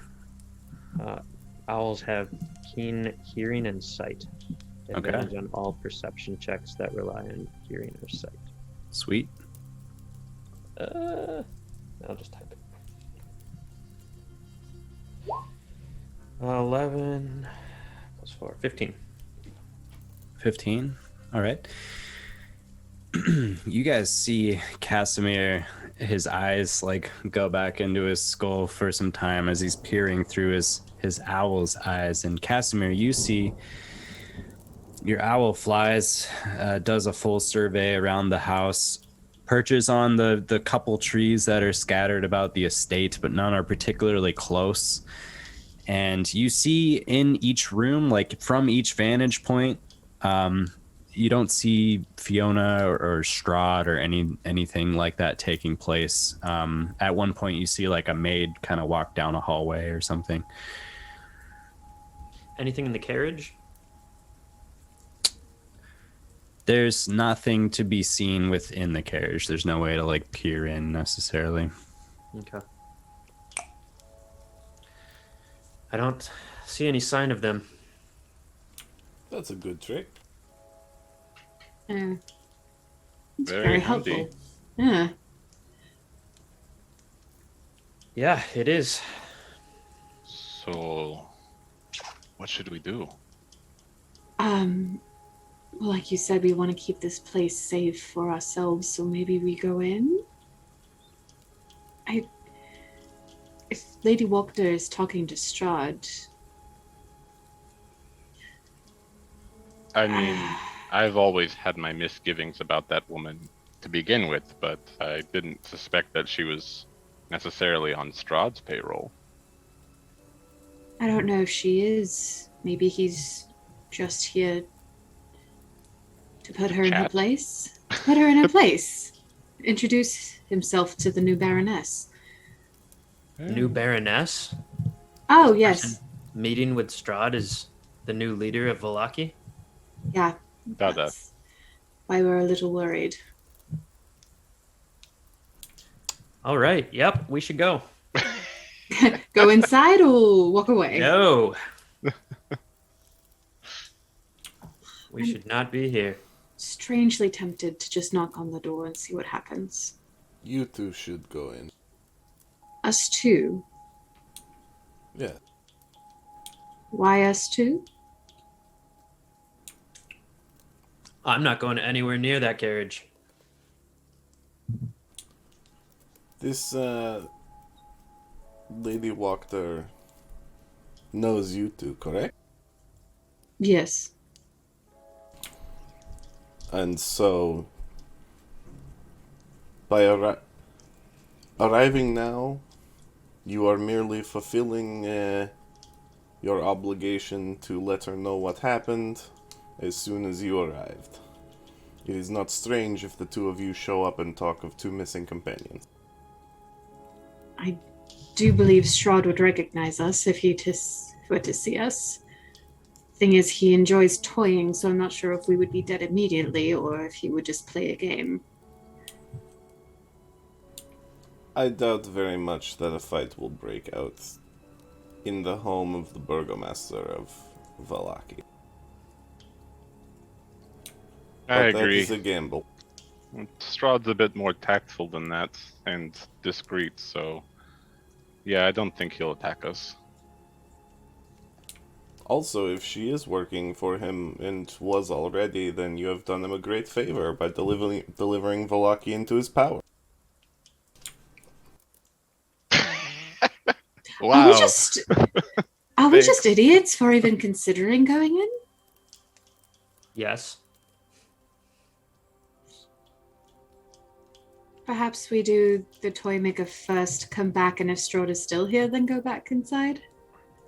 No, I want to know why the devil is here now. I'm I going really in. do as well. Let's go inside. I send Luna down to perch on Rohan's shoulder, and I'll be like, all right, see you later. Will you two stay close? I know we're not exactly friends yet, but if something were to happen, it would be nice to have backup. Well, I'll be watching. and just make sure you can yell loudly. I can also do a few little potty tricks, and I cast message at Ezmerelda. You should be able to hear me.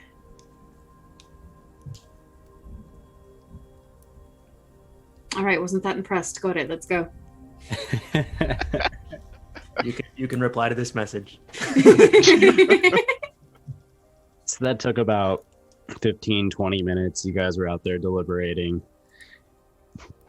down the street. And as soon as Rohan, Juniper walked down the street, Lady Wachter's house is probably like 150 feet ahead or so. You guys see the door actually open. And out of the house walks Vasily von Holtz. He's laughing cheerfully. A dark-skinned elf walks out of the house as well. Got long, flowing black hair. He's got some leather armor on. and followed finally by Fiona Wachter to stand outside of her front door. They're all laughing like they're getting on famously, and this elf turns around and are you guys approaching while this is occurring, or are you stopping, or would you approach that party like that? Rohan would. At this point, we're probably just going for it. Yeah. Politely. Steal up.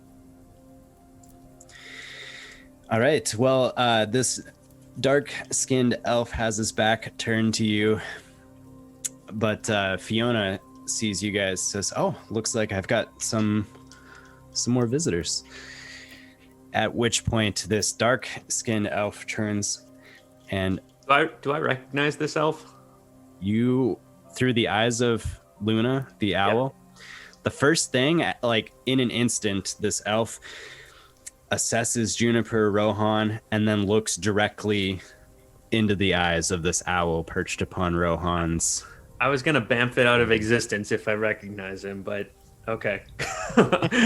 If it's too late, then it's too late by the time I recognize him. Yeah, I think so. Like maybe a little bit far, kind of walking, and then he had his back turned and that kind of thing. So he looks directly into the eyes of the owl and says, "I recognize your owl." Oh, she's very shy. Don't pay her any attention. And he puts his hands over the the face of the owl. It's okay, Luna. I've had enough since I was a baby. Nice Well- to meet you, Rohan Mihai. And you are, miss? Juniper. Call me Rahadin, servant of Strahd. A pleasure. He takes a step forward to shake each of your hands. And as he does, when he comes within 10 feet of you, you start to hear this super loud noise within your own mind. It's like the worst screaming and agonizing noises, like at a absolute fever pitch, just like playing in your mind like a deathly choir. And so he says, "Pleasure to meet you," but you only can see that from his lips moving because it's so loud as you shake each of his he shakes each of your hands. Rohan won't shake his hand, especially after he said he's a servant of Strahd. Juniper Okay. will. Well, he, after being slighted by Rohan, he shakes Juniper's hand, looks at Rohan actually, and squints his eyes. Would you make a wisdom saving throw for me, Rohan? I know.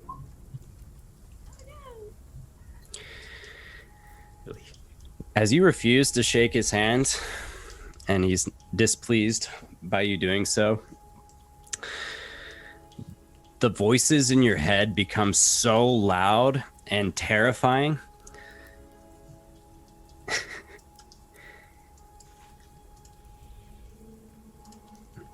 You're going to take 18 points of psychic damage. Oh my, my god. Wow. Are you still up?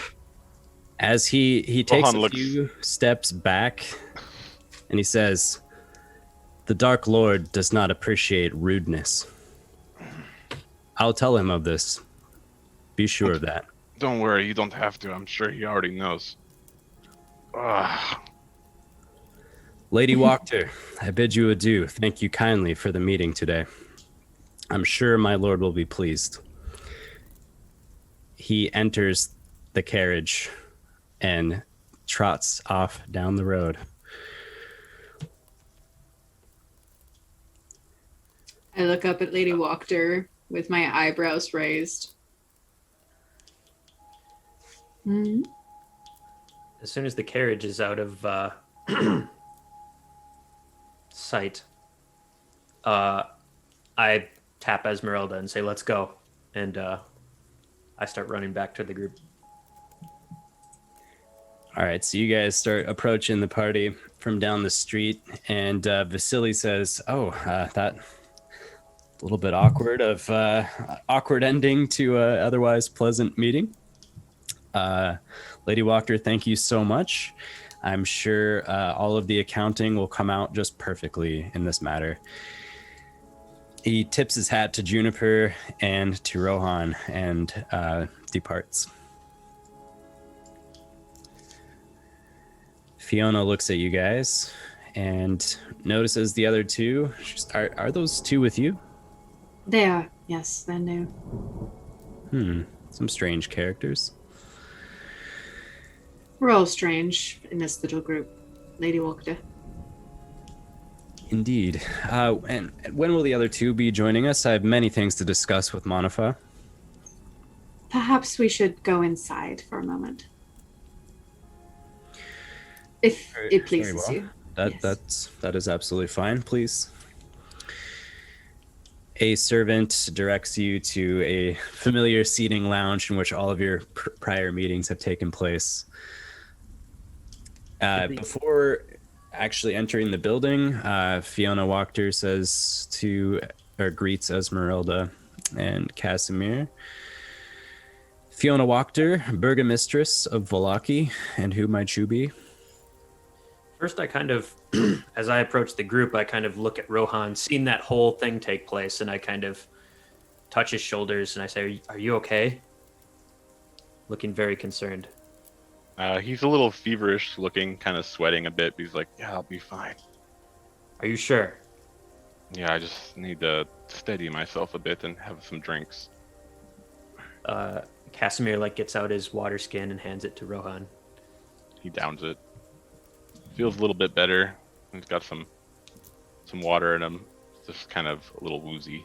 So he's gonna sit down and not say too much at the moment. Kasimir just slowly looks over to Fiona.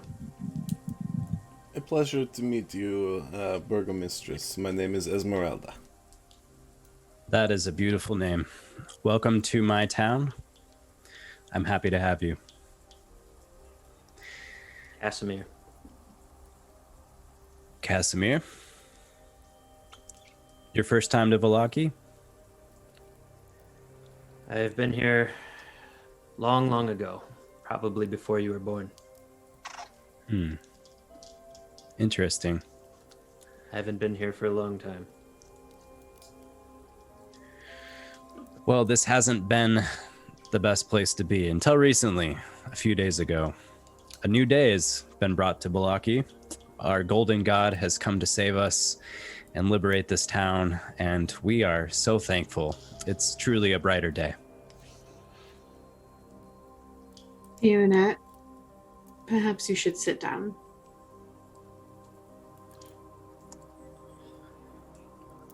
She takes a seat. Juniper sits down with her and looks over at Rohan. Kind of looks back over. There was an incident. As you know, we went to go collect the wine for Owen and Danica. And while we were there, we helped the winery retrieve a very precious item of theirs that would help continue providing wine for your city. But during which there was a battle. Unfortunately, Monifa was struck down. No, that can't be. I believe the term we're using is ascended. He ascended?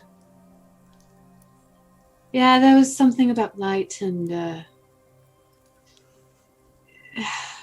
he's gone, Fiona. I'm sorry. Do you have his body? We couldn't. There were too many. You didn't find a way to retrieve his body? He's the golden god of Vallaki. If we had gone back, we would all be dead. Rohan and I barely escaped with our lives. Ghost didn't make it. Fiona, and I look at her in the eye very closely. If I could have, I would have. He was very important to me.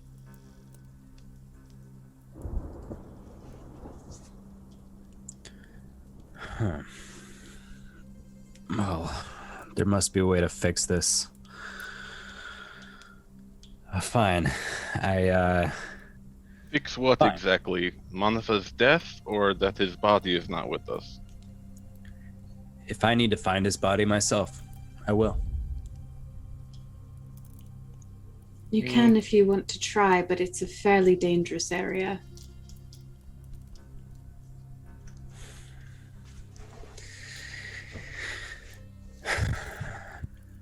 I will not stop until the golden savior of Valaki is back here by my side. Well, that is your prerogative. I will find a way to resurrect him. I will gather the resources. I'll do it. Lady Fiona, if You're not even trying to do this? Has this never crossed your mind?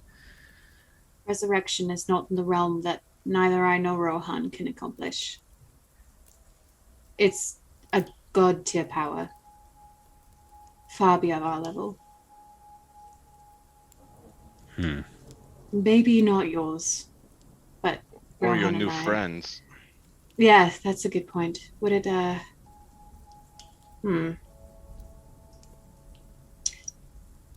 don't know how this would make you feel exactly seeing what we've just seen, but Strahd was involved. In Manafa's death? He was the cause of Manafa's death. He killed Manafa? Juniper nods. He slayed Manafa with his hands. Well, he's not really a hand-killing type of person. How did he do it? I look at Rohan. I don't think I actually saw him die. I did not see him die either, but what happened was we were fighting some druids. Strahd intervened, changed the tide of battle, and we were overwhelmed.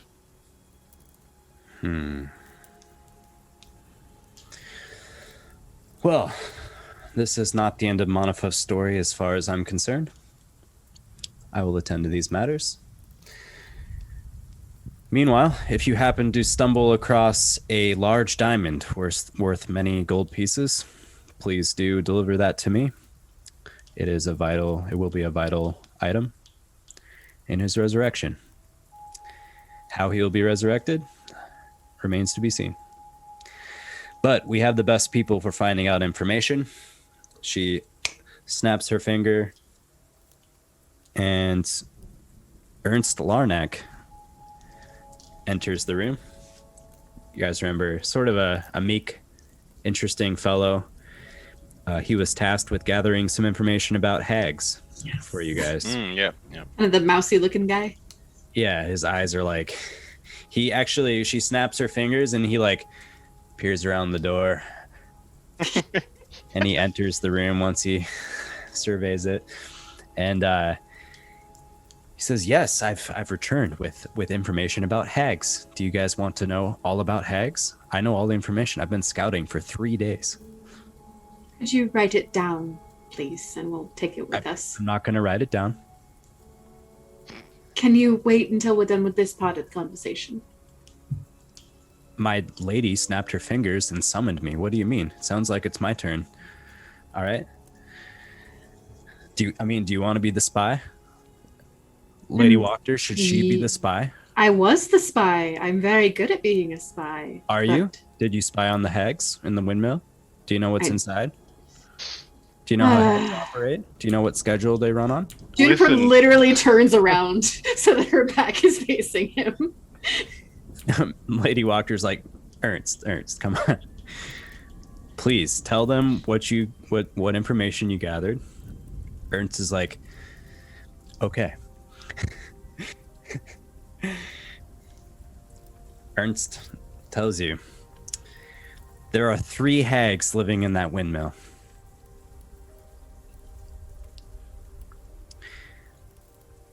Every other day, it seems, the oldest one leaves with her cart. She's gone for several hours before she returns in the early afternoon. Hags are most dangerous when they're all together. I know this. Everybody knows this. So when they're separated, they'll be weakened. Finally, I was able to get my eyes on the inside. Don't ask me how. I have my ways. There are 2 children alive in the cages on the 3rd floor of the windmill. They look to be well fed.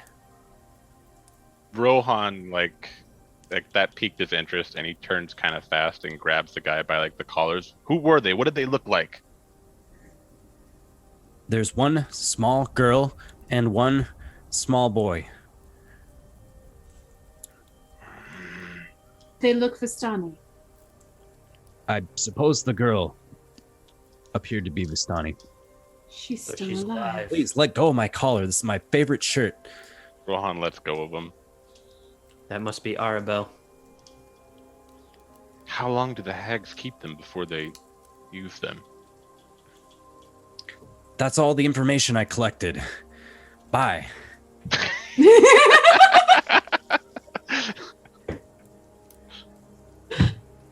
Ernst's a really he's a interesting fellow.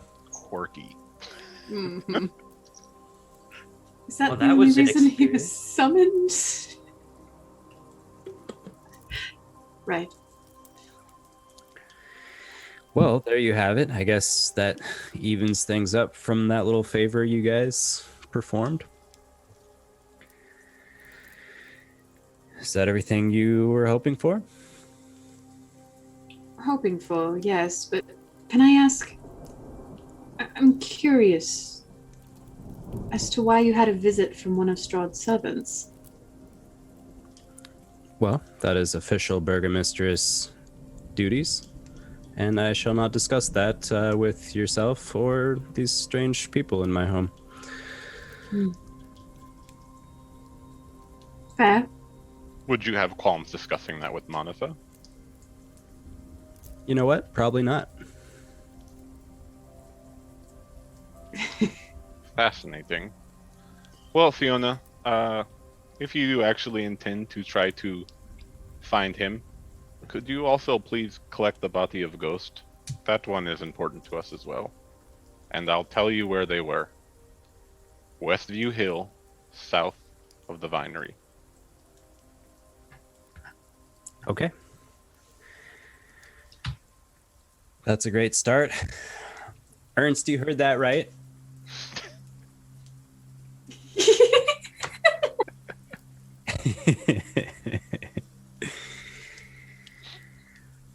I'm not sure I have much more information to share with you, but I'm awfully tired. I've been having meetings all morning. So, is there anything you have for me? No, I do believe that's the end of it. If any of your guard are traversing the road towards the winery soon, there has been a large number of the restless dead on the direct path. The northern route around by the tower on the lake is clear. That's excellent information. Thank you. Thank you for sharing that. Now, my friends, I won't say much, but I will say everything we've discussed beforehand remains the same. Nothing has fundamentally changed about where we stand with the town, my duties, and my priorities. So hopefully that gives you some rest, although I will not elaborate further. As I mentioned, the nature of the meeting just attended. So I will bid you farewell for the time being until our paths cross once more. Farewell. Once again, it was a pleasure meeting you, Burgomistress. Ezmerelda, same to you. And Kasimir, a bit of a quiet guy, huh? Yeah. That's all right. conversation is on par with the common citizen of Vallaki. So a servant comes in and escorts you guys out of Lady Walker's estate. On their way out, Rohan says, "Oh, and Fiona, tell your friend Radovan that I cannot wait to see him again." And he just kind of gives her not a cold stare, but an unflinching stare as he turns and walks away. She stares at you unwavering and gives you a nod.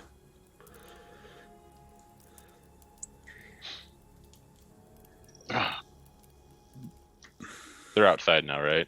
Correct. Going in that place makes my skin crawl. You gotta I get out of appreciate- here. I wish I hadn't come back to Vallaki. This place is cursed. Cursed. Yes, cursed.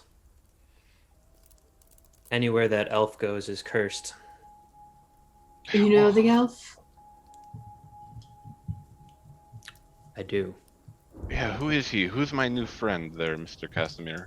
Yeah, he had I'd a like- bit of a thing with the voices in your head. You felt that too?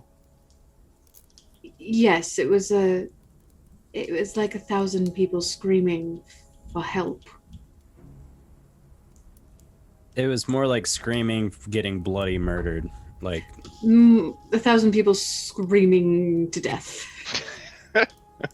No the help's last coming. scream. We're screaming for death.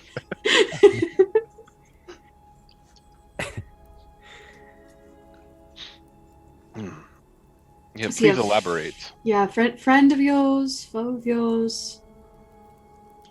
We go way old back. flame. Yeah. He used to fight by my side. We were brothers. Then he betrayed our people to join with Strahd. It wasn't much later, he himself actually came back to our Dusk elf tribe outside of the Vistani village, and he killed every single woman in our village. All that's left, us 4 male elves, we will die the last of our people. There are no curses in Elvish or Vistani strong enough to describe him. If there's any place near Strahd in hell, the lowest place, he's right there with him. Strahd's lapdog is what he's become. We're just meeting the absolute best people on this journey, aren't we? I liked him and cannot wait to see him again. You have to be very, very, very careful of him. I kind of got that impression when I heard 1,000 voices in my head. It seemed not a good sign. What kind of voices? Screaming for death, just the worst. Tortured souls.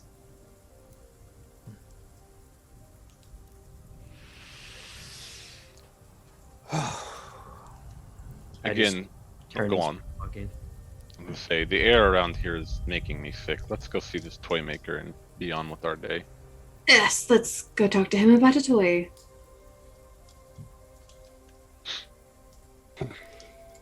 I'm gonna wait outside if you don't mind. I don't really feel like toys at the moment. Fair enough.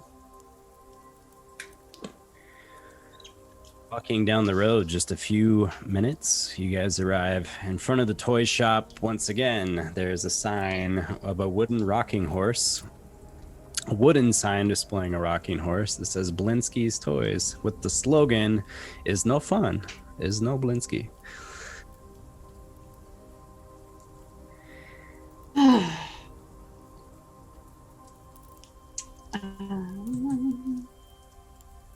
You guys going in? Yeah. Yeah, Ezmerelda, do you want to join us? I think I will. I am interested to see what kind of toys a town like this produces. Oh, and it might be of note for you that gosh, I can't remember her name. Which one? The old sightseeing woman, the seer from the first village that we were at. Apparently, Madame Ava? Yeah, Madame Ava. I've only met her once before. Don't hate me too much. She gave a premonition about this man. So keep that at the forefront. What did she say? Spilling all our secrets now, then? It's not really a secret, and if they're going to help us, more eyes are better than none. Plus, I trust the Vistani. Probably too much. But anyways. Oh, dear. That he's an ally, maybe, perhaps? He is an ally.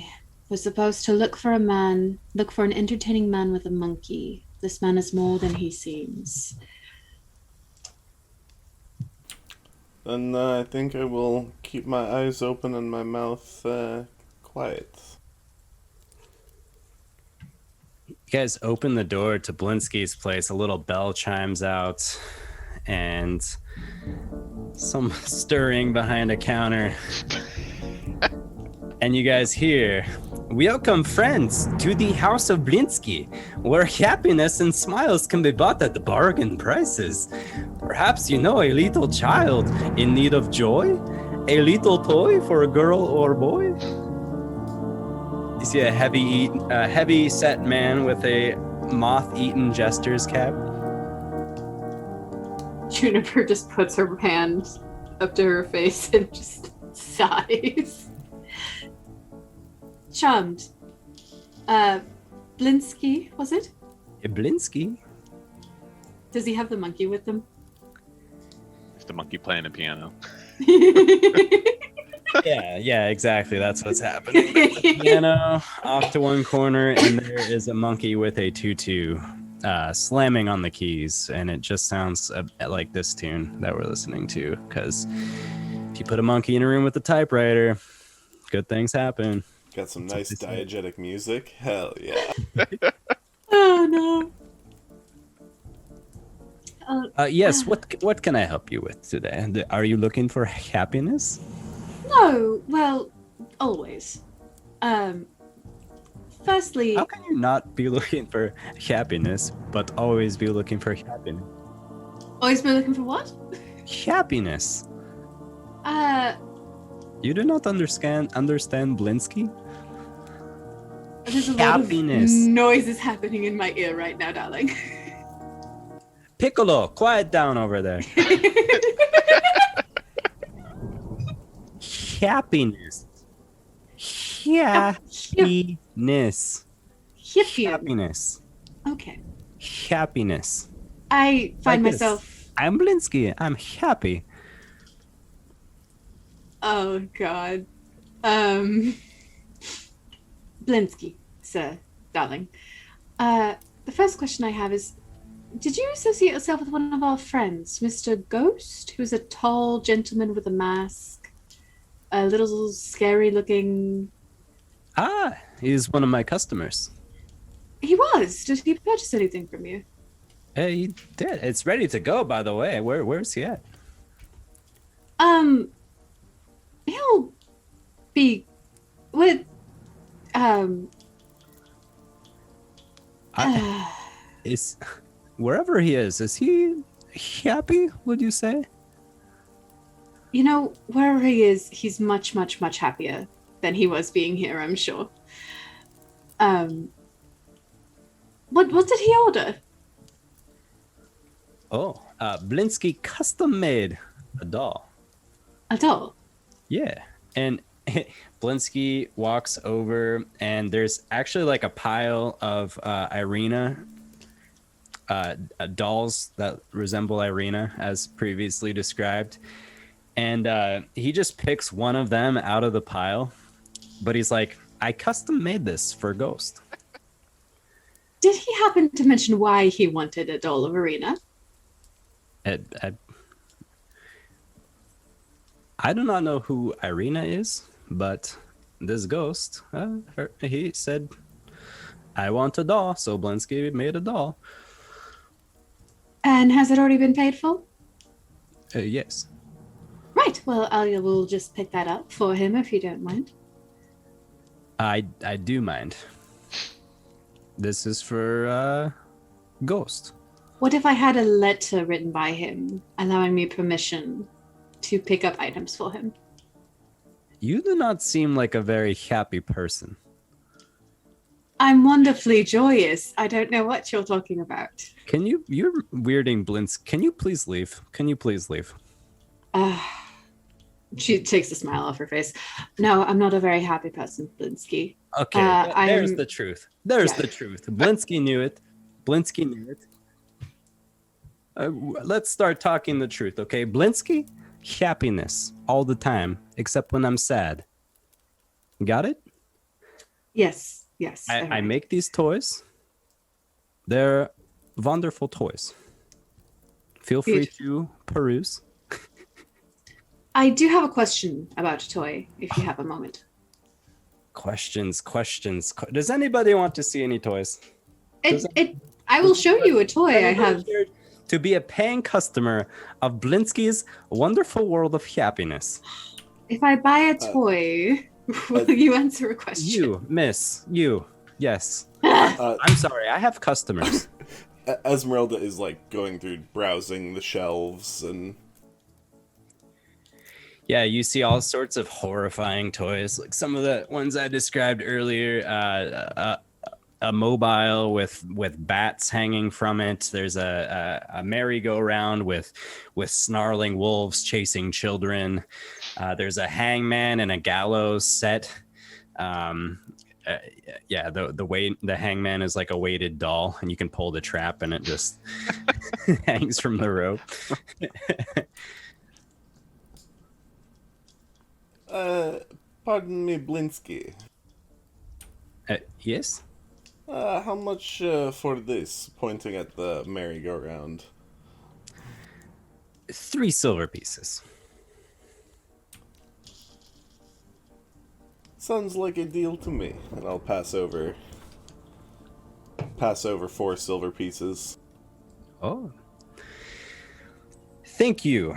It is such a humble privilege of mine to receive your patronage. Would you be willing, Mr. Blinsky, to answer one question for my friend? Oh, you are friends. Okay. I thought she was just rude customer and other customers came in and... I thought we clarified. Yes. I wasn't rude. I was just unhappy. Unhappy kitty. How can I assist you? She restrains herself from growling. Takes out her journal and shows him the picture of the toy horse that she saw at the winery that looks like Strahd's stallion. Does this look familiar? Yes. Did you make it? Yes. Where did you get the inspiration for such a thing? Blueprints. Blueprints. That doesn't sound very original.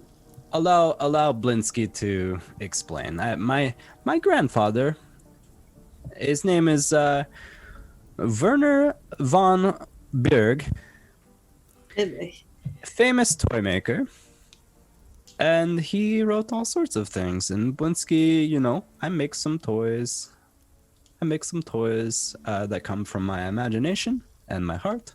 And others have blueprints. But it is a great compliment that you think I just make all these toys. Thank you. Yeah, you're welcome.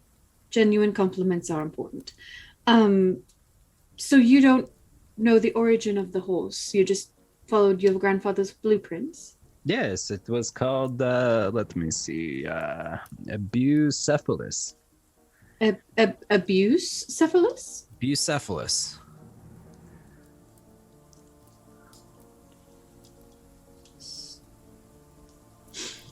Strange Interesting. name for a horse with one head.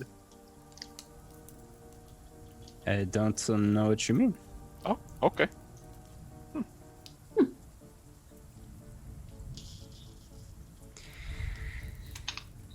And what about you, sir? Did you need happiness today? You need happiness, Mr. Vistani? You need some toys from Blinsky? Looking at you, Rohan. Yeah. I will say, Blinsky, I think this one is more in need of happiness than most Vistani, and I clap Rohan on the shoulder.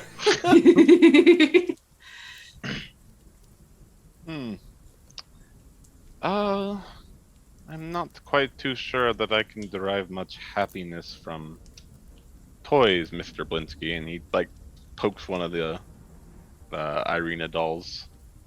But as Juniper was saying, I am very curious about where you are getting your blueprints from, or at least where your grandfather got them. Or was it your father? I don't remember. I will not discuss trade secrets. But do you have any more business for Blinsky, or shall I go about mine?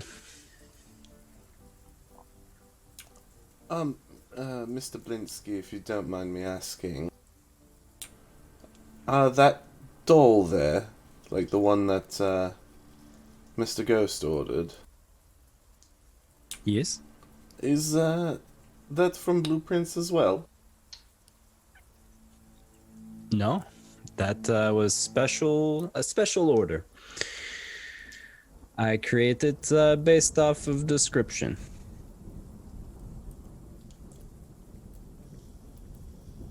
Would you be willing to divulge who did that? Who? Am I under arrest? Is Blinsky under arrest? Is this an interrogation? No, Blinsky. You Is asked this- us. 21 questions.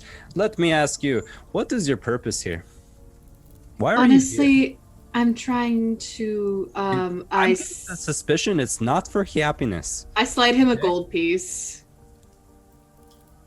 I'm just trying to find answers to questions. Is Blinsky doing something suspicious? No, not at all. In fact, you're being quite helpful. You're being quite wonderful. If you could just help us a little bit more, we would be very appreciative. I do all this for appreciation? I slide him another gold piece. I'm not feeling very appreciated still. One more gold piece. Mm, And I'll buy the hangman's doll. 3 more silver pieces. I give it to him. Thank you. Oh, Blinsky is quite happy indeed. Now, what were you wondering about? Who ordered the arena dolls? The dolls that Mr. Ghost ordered. The commander. Essek? Yeah. Huh. Did he mention why he wanted them? No, he threatened Blinsky. It was very unpleasant. He said, make the dolls or I break your bones. He threatened Lovely. you. Interesting. So I did not ask questions. I tried my best. I made the dolls. And I haven't seen him. Haven't seen him in days. Well, Could I- at least your bones are not broken. That is good. I am very happy about that. Could I? Go on. I was just going to ask, now that we've made you very happy, would you mind if I took the doll now, please, for my friend Ghost? I would prefer if Ghost came to pick up the doll. Ghost is dead. He's dead? So please give us the doll. Why would you? You are a liar. Do you really think I would lie about my... Oh, okay. You are a liar. That is not happy at all. That is opposite. It isn't happy. This is the truth. For someone that wants to only be surrounded by happy things, and then when we tell you something unhappy, you get mad at us. No, I get Yes. unhappy when these people come to my shop and lie and tell me everything is happy and fine when it's not. Because that's all you want, fool. No, it's Yeah. I just want everyone to be happy. Oh. Oh, All right? We're not having festivals anymore. we liked Burgomaster the said festivals. He gave me 1 gold piece a week to do festival decorations. No one's doing it anymore. I'm very sad about it and stressed. And now you're lying about my only customer. Thank goodness he paid in advance. Juniper just goes up and pats him on the back. Don't touch me. You're a liar. You're a filthy liar. He goes and sits behind his desk. You know, I've been called much worse things, darling. But here's the thing. I've given you 3 weeks worth of payment. You'll be fine for a while. That's happy, right? Yes, a little happy. Yes, that is. Yes, that's a wonderful thing. And our friend might be dead, but at least we're here to pick up Why the does toy. everybody die? Because the gods will it, darling. Death is not happy, but you can still choose to be in the light of it. Hmm. You didn't even know him. He just gave you money to make you a toy, which we're here to take off your hands. That should make you very happy. Every customer of Blinsky is to be treasured. Yes, and that's what I am. I'm now your Yes, customer. I I guess bought that the hang means doll. and you're trying my patience, but I will try to treasure you. Oh, the feeling is mutual, darling. How can I really assist you, people? You are just. I haven't had a single customer all day. Well, you just had 2. One of you bought the merry-go-round, and I But just now bought I the don't doll. want any more customers. That's what I'm saying. I'm over this. What do you need? Tell me. What do you need? Truly, honestly, I just want the Irene doll. The doll, and Okay, take the doll. Take 2 of the Okay. dolls. I don't care. Take as many of those stupid dolls as you want. I will just take the one. And then I just want you to remember our faces, because I think we're going to be very good friends in the future. Okay. I sincerely doubt that. I don't see it happening under maybe even the most strenuous circumstance. What if I said I really liked your monkey? You cannot have Piccolo. He is my I favorite. really don't want Piccolo. Piccolo is my old friend. Well, Piccolo is a darling. He is a very sweet monkey. As Alright. far as monkeys go, he's pretty all right. I look over at Rohan and I just say, not trying to hide it, I really don't know where to go from here. I know he's supposed to be important and all that, but I don't know. I'm as lost as you. The man is a bit of a fool, but he's a pleasant fool. He's a very pleasant fool. I agree. I enjoy his company, but he's a little odd. Piccolo stops playing for a second and throws some poop at the wall. Yeah, okay. Well, I Oh. guess that's probably the end of our visit here. He only throws poop sometimes. It's okay. Right. That's a pretty good monkey. Well, charming. You'll see us again. If you happen to come across any other information about the Irene, damn it, the doll, or I don't know. Why do you keep naming the dolls? People usually do that when they leave here. They go name their dolls and make stories and. you don't realize that doll is based off of an actual woman that lives here in the village. This is news to Blinsky. Yes, she lives over at the church. Really? Yes, a young woman, Irina. Do you think the doll would make her happy? Honestly, and I'm not going to lie to you, I think it might freak her out a little bit to know that someone wanted to make 1,000,000 dolls of her. But, So not happy at all. well, perhaps something else would make her happy. Maybe a doll that doesn't look like her. She's had a very hard time these past few days. I'm sure she would love a visit from a monkey. That would make her very happy. A visit from... You cannot take Piccolo. No, I mean you, silly. No, who's gonna be here if customers come? You have never owned a business before, clearly. God, you have no business sense. Weren't you just lamenting not more than seconds ago that you never get any customers? And here I am with 3 customers. If I had been wandering here and there in the town, could we even be talking right now? Would Blinsky even make 3 weeks' wages in 5 seconds? The only thing I'm going to say right now, darling, is please remember the 3 weeks' wages that I just gave you. It could come in handy later. You've been very helpful. Thank you for the toys. We'll be back. And I turn around and walk out the door. She needs something to make her happy. Something. Maybe some catnip. Either way, well, it was nice seeing you again, Mr. Blinsky. Good luck with your business. Thank you. I pretend I did not see air quotes. And you, miss, you have been most pleasant and charming. I thank you. Did Rohan walk out? Yes. Okay, so I'll go over to the counter. It was a pleasure meeting you, Mr. Blinsky. It seems that, while there may be no more festivals, if you are obviously skilled at working wood, perhaps try branching out. Make something. I'm sure that with all of the damage caused in the recent events, there are people in need of good woodwork. And good work makes people happy. And it also brings pay. Very interesting. I do not see myself building houses or something, if that's what you suggest. Seems sweaty and unpleasant. No, smaller things. Maybe a small table for someone's bedside. Things such as this.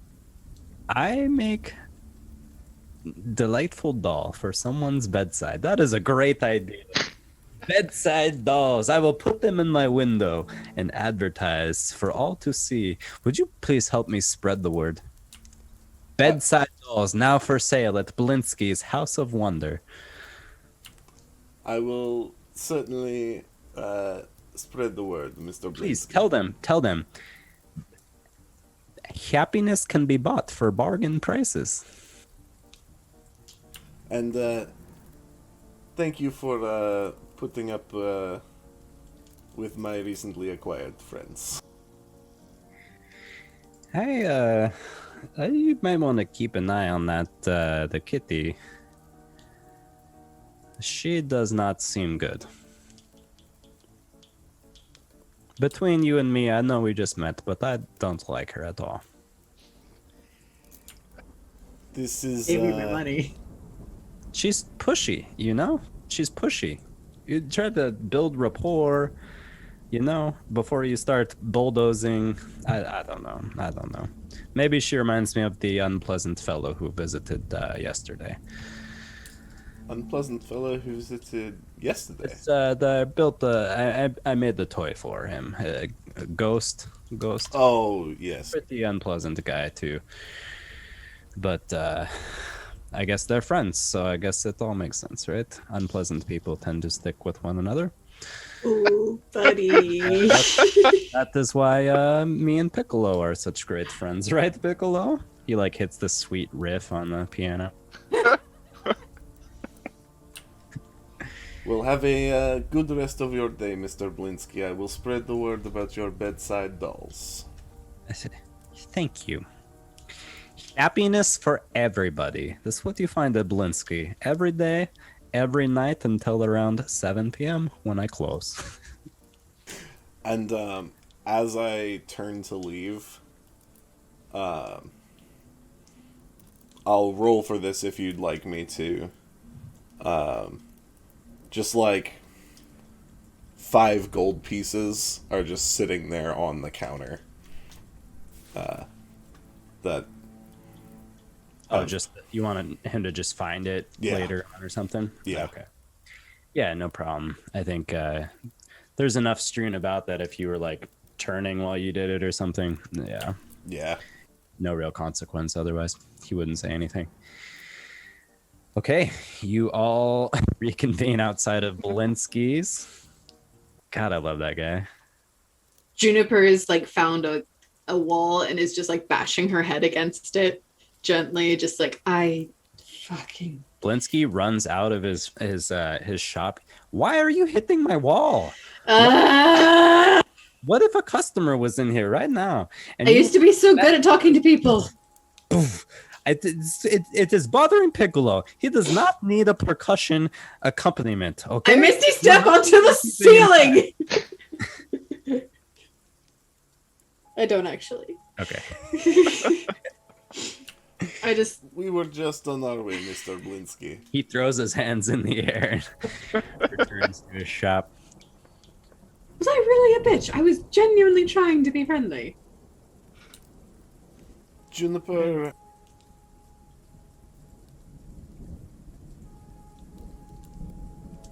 I used to be so good with people, and then something happened with those hags, and I just can't do it anymore.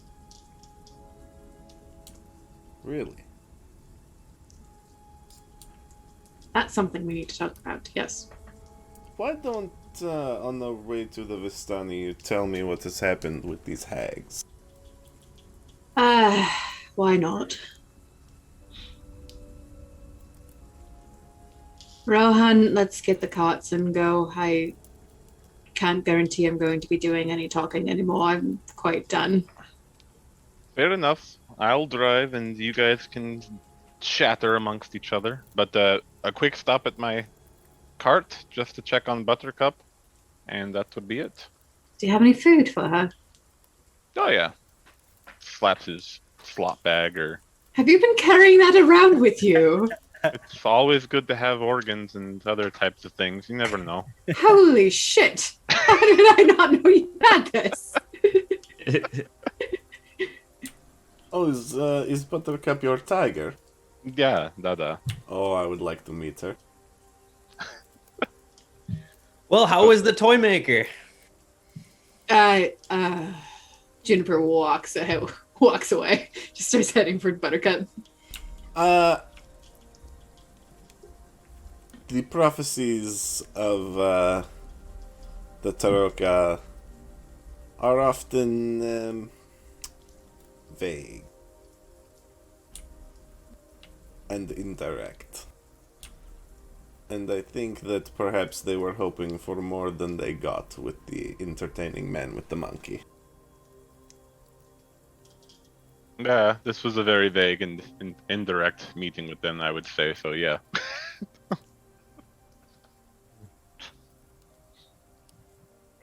Anyways, Rohan heads back to the tavern, grabs the wagon, and I guess the stockyard's right here, right?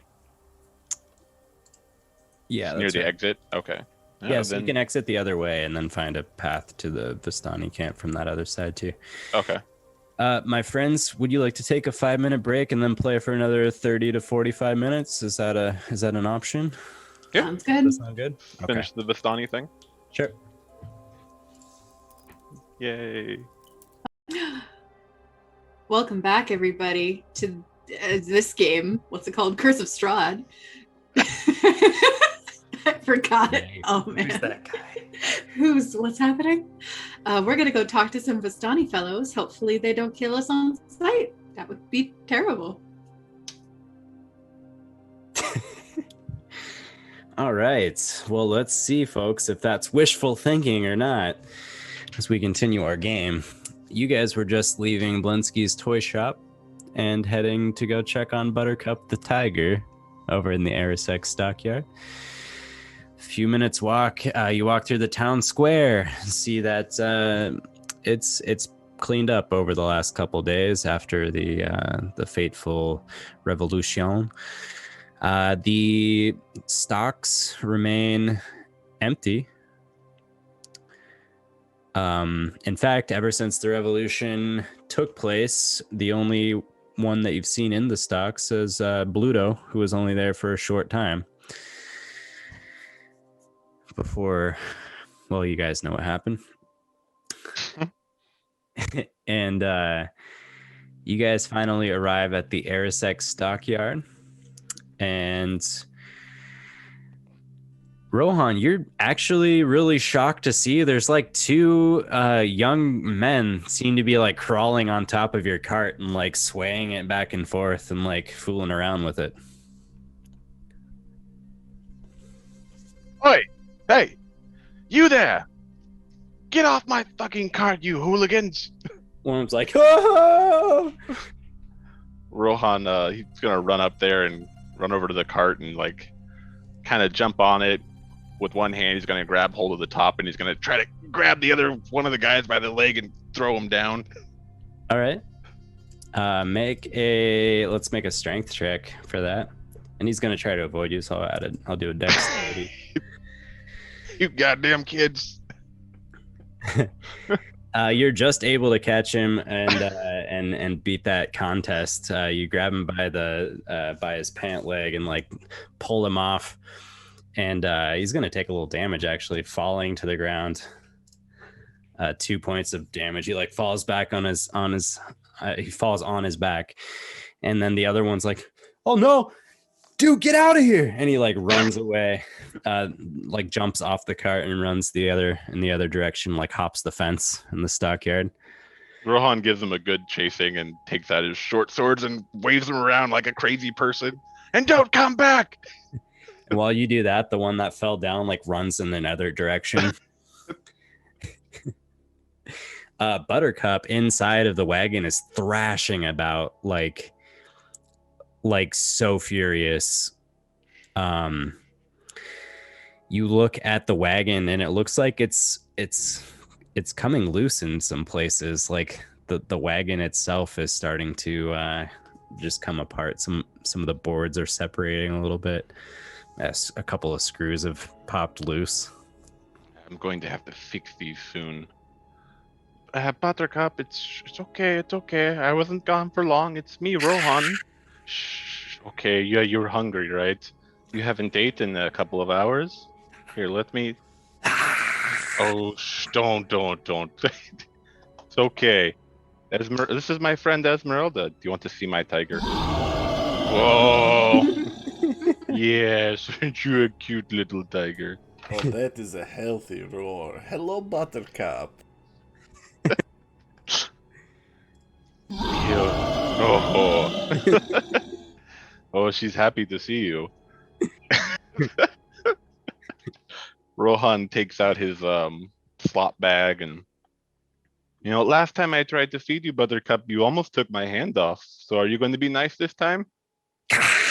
Oh, yeah, okay.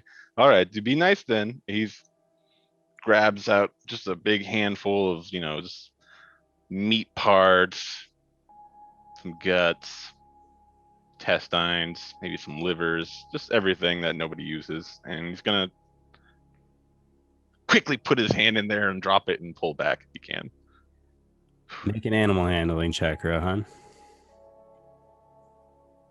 It's getting better, slowly but surely. 8 is better. Better than all the other ones. You like feel its tooth actually, like you pull back just in time, but like you feel like the ivory. Like how close that was. That was a close one.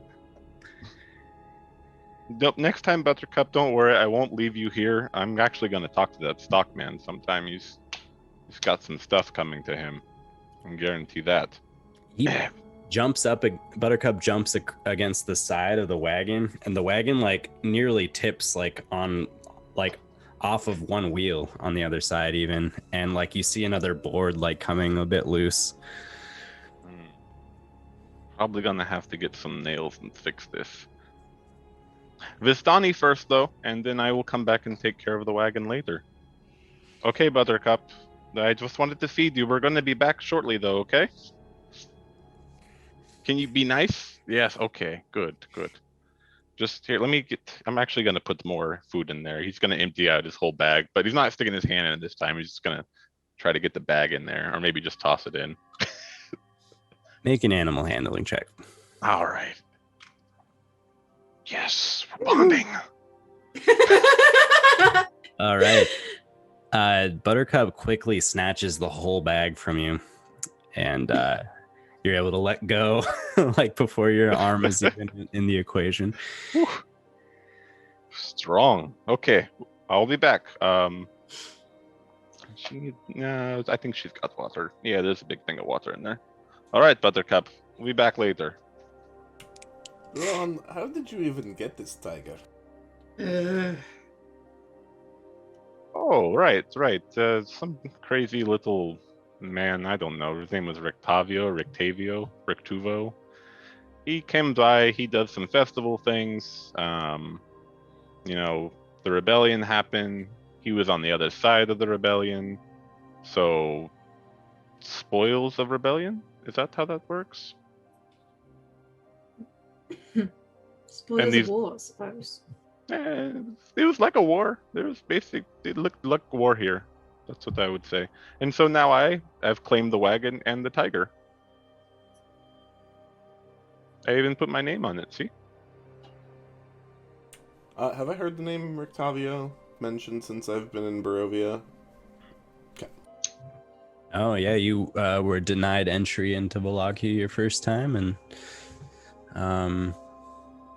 yeah, we haven't heard of this Rictavio fella. All right. Well, I am ready to head off to the Vistani village if you all are. Is that wagon gonna hold up? I don't know. Should I fix it now? I didn't want to waste any more time. Maybe we could just take the wagon with us. I have a million reasons why that's a bad idea. I just feel bad for Buttercup. She's stuck here all the time. What if she gets out at the Vistani encampment and kills everyone? She wouldn't Yes, kill anyone. that's gonna happen. We should at least park it outside of Lady Fiona's house. That's a one-way ticket to getting Buttercup killed, I'm sure. Yeah, Buttercup wouldn't hurt a fly. Come on, it's not a bad idea. Let's just leave her here. Okay. Yes, I and mean- then you can clean it up later. Well, if you think about it, is it better for her to escape here in the middle of a town full of people? Or on the road? Oh. Does that mean that we have to tow 2 carts? We were already towing 2 carts. No, we were just going to tow the one with the wine on it. There's only one left. Oh, yep. That's... The other one's back at the, I think the inn, right? Yeah, plus if they see our horses, they're going to want them back, and I don't want to give back Tej.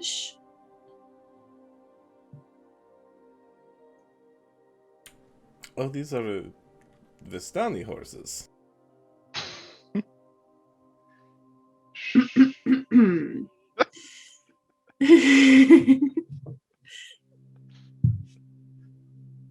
Maybe.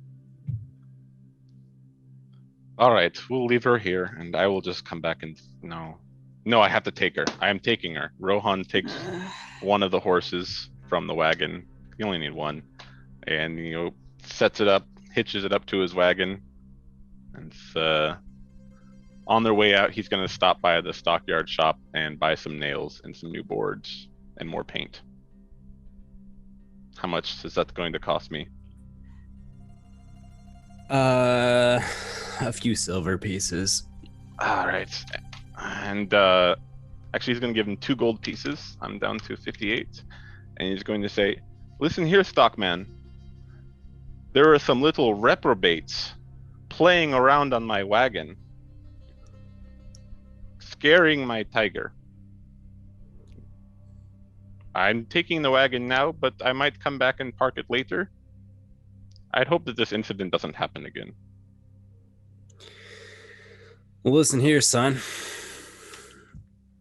You can pay a little extra for some security service for your wagon. I'll permit them on my property. Didn't I not just pay you 40, 50 gold pieces not that long ago? If I recall correctly, the terms of our deal were that I would not ask any more questions, and that is indeed your wagon.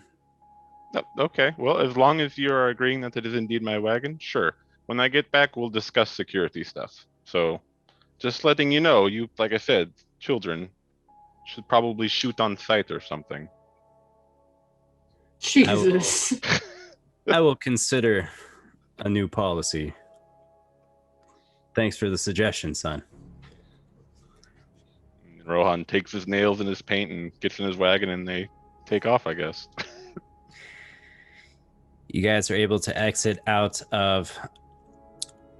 You are going out the eastern gate, right? The closest one to the stockyard? I guess so, yeah.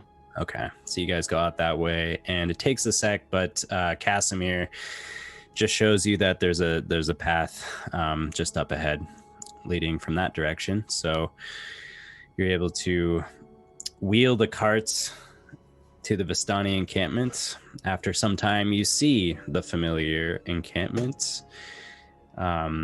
If you recall, there's a hill, and there's a large tent perched on the top, and then there's some houses kind of surrounding on the base around the hill.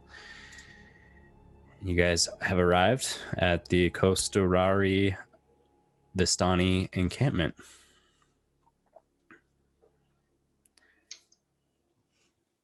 Well, looks like we're home. Is it good to be home? You know. Let's go find Aragal.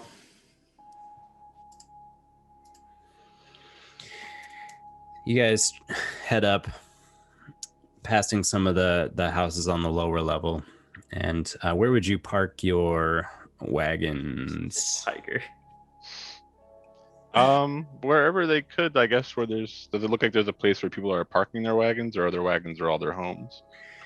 There's a bunch of wagons that are kind of like situated in a circle above the primary, around the primary tent on the hillside.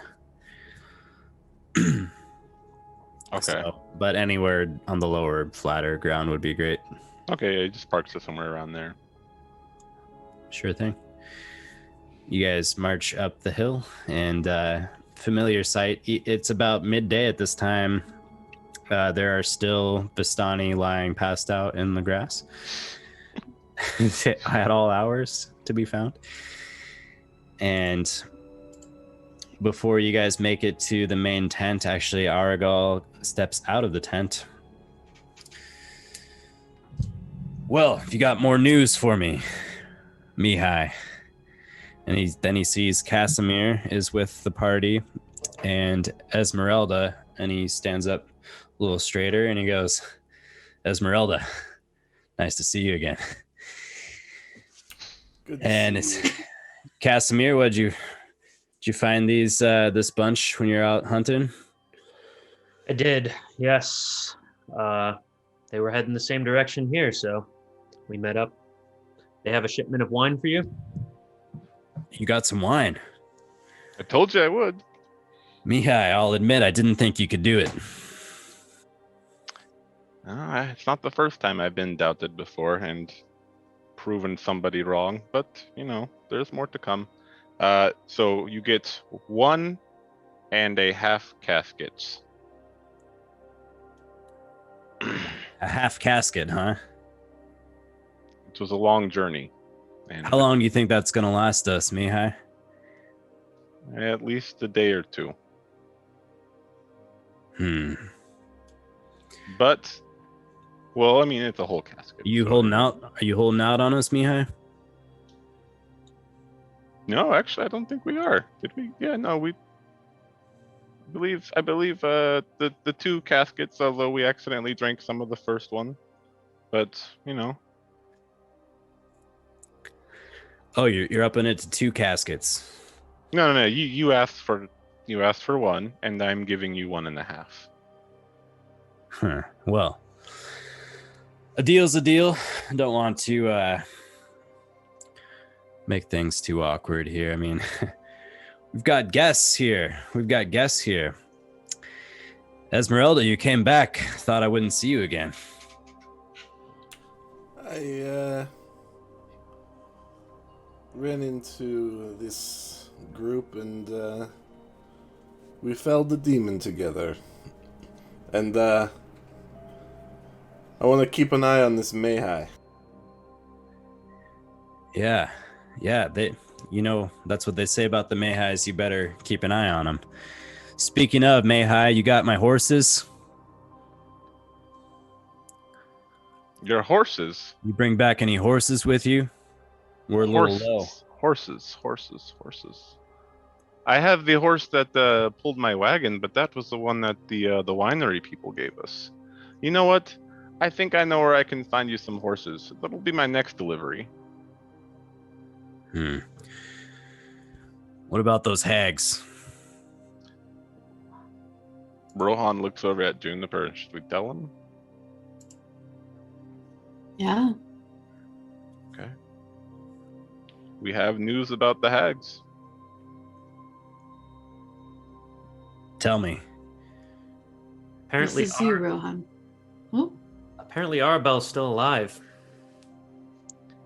You're sure of it? Their scouting sources have reported that. Oh, good. I've been itching for a fight. Hold on, before we Oh. start doing this again, let's think about this, okay? What do you mean? What do you mean, what do I mean? The last time everybody around at this camp got all up in arms and then we went over there to go kill some hags, what happened? Exactly.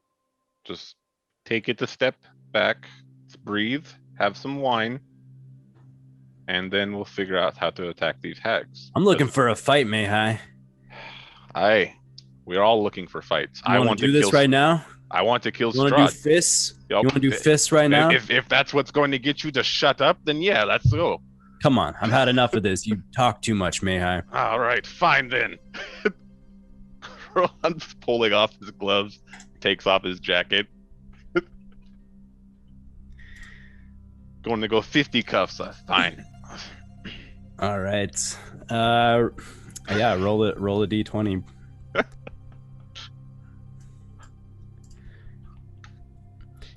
For fists, is it strength or anything added to that? It's strength and damage is 1d4 plus. your strength modifier, I believe, right? Yeah. Got it. All right, you guys both roll up on each other. You both miss your first hits, your first punches. He goes at it again, man. All right. Misses you again. You're just ducking out of the way, fainting. I think you do get Should I to just add- roll strength? Well, I think you do get to add proficiency bonus. All right, you clock Ergo straight in the jaw. Go and roll some damage. Ooh. It'll be a 1d20. 1d4 plus 1. Oh, right. 1d4 plus 1. 20. You do 20 damage. 2. All right, not too bad. He like spits out a little bit of blood. He takes another swing at you, bro. Terrible. I've been so heated. Shouldn't have got drunk this morning.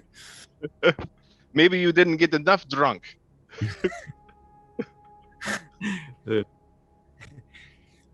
Still too quick for you, Mihai. You just got lucky with that one.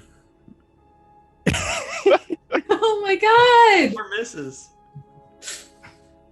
Oh god. Yeah, 15 hits.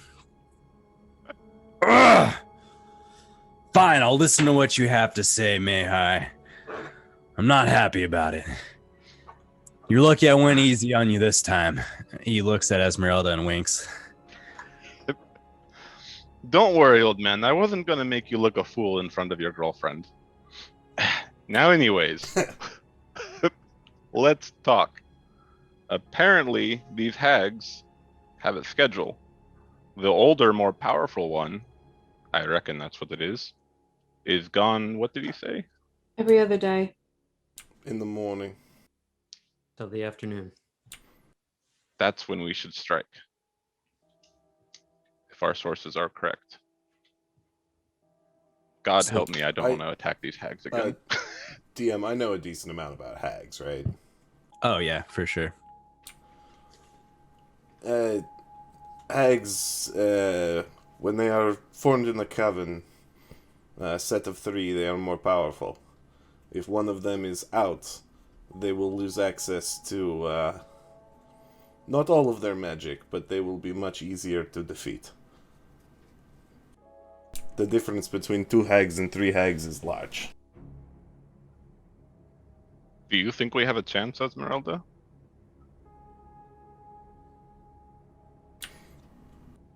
Kind of look over Rohan and look over Juniper.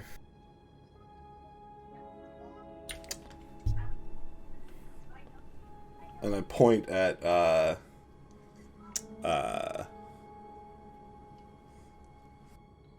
Kasimir. Getting used to the name still, we'll get there. If he comes along and you two stand your ground, I think so. I cannot tell you how much I don't want to do that again.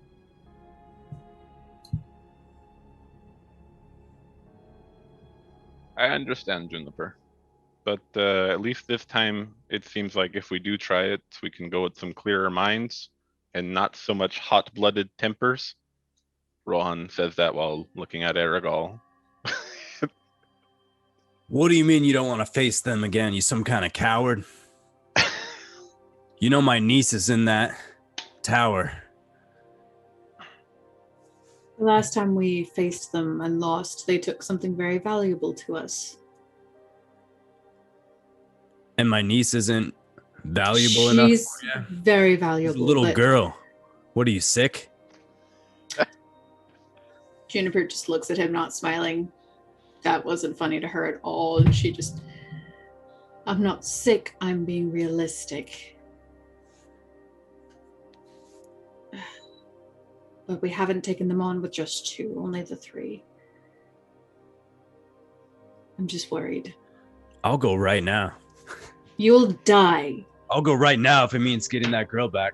You'll join your friend, and she will die. You're useless to her dead. Kasimir, you think these people are talking sense?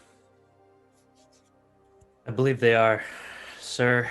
I think we should wait. If we camp it out for a couple days, one of them leaves, I think we have a chance. Possibly. I've never fought hags myself. All right, well, I'll ride with you. I'll scout with you. I think the 5 of us, we can do it. I don't want to put these people in any more danger. A lot of people lost people they care about. Agreed. I also think we'll be more effective if we're in a smaller party anyways. So when are we doing this? As your friend Kasimir said, we just have to scout for a few days, figure out what their patterns are. We doing it tomorrow? In the morning? Tonight? We're camping out in the woods? What are we doing? Ezmerelda, do you have a tent? Is it big enough for maybe an extra person? Is it a big tent like my tent? I know you. It's a pretty impressive tent.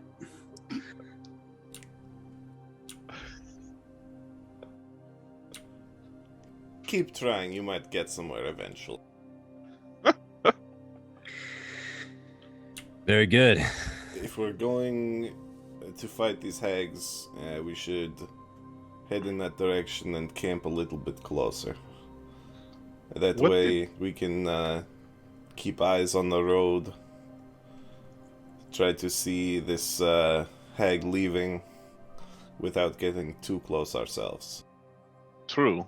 It seems like most of her work that she does was in the Barovia? Yes, it was in the city to the south, so I guess if we camp out along the roads there, we'll be able to see her leaving. Hold on. And I pull out a map of Barovia. Holy shit. What? And pointing at the windmill. Around the windmill was primarily like, it wasn't wooded there, right? It was like a field. Correct. There's some Yeah. areas there. So how far off in the direction of...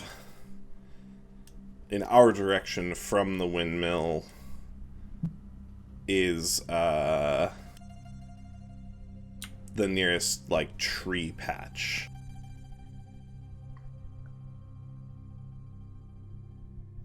How close to the windmill are the trees? Is that what you're saying? Yeah, like, because I know the area all around the windmill itself. Looks like half a mile. And Oh, that's the windmill. Okay. that would be That's cool. 4 uh miles. yeah, so from that side, half a mile, that's the closest to the windmill you can get in the trees, but you're not going to be able to see because it's up, it's elevated ground, and the road is going the opposite way to Barovia. So at least from that side, you wouldn't be able to scout in that way. Yeah. Well, I can scout without having to be anywhere near them. How far? Miles. Then we take the woods closest, closer, not as close as we can be. We don't want to be obvious. Maybe in here, this section, or over here where it extends a bit, and you keep an eye on the road. I assume with that owl of yours. Yeah. And as soon as the owl spots the old one leaving, we make our move. This seems like a great plan to me. Yeah, you're pretty smart there, Ezmerelda.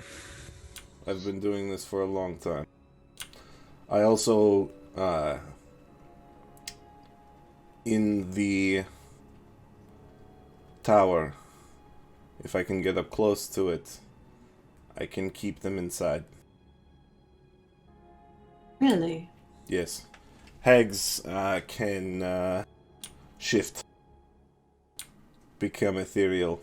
You cannot harm them or interact with them physically. I can keep them here. That's nice.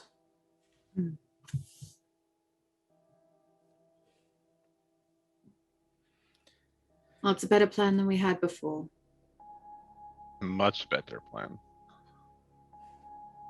So for tonight, then what do we rest and drink on it, or start heading out right now? If she leaves in the morning, it'd be helpful to be there, and we can know. And if no one leaves, I guess we would know that she's on the road then, right? If no If one no one leaves, then she'll we... be leaving the next day. Yes, she leaves every other day, so...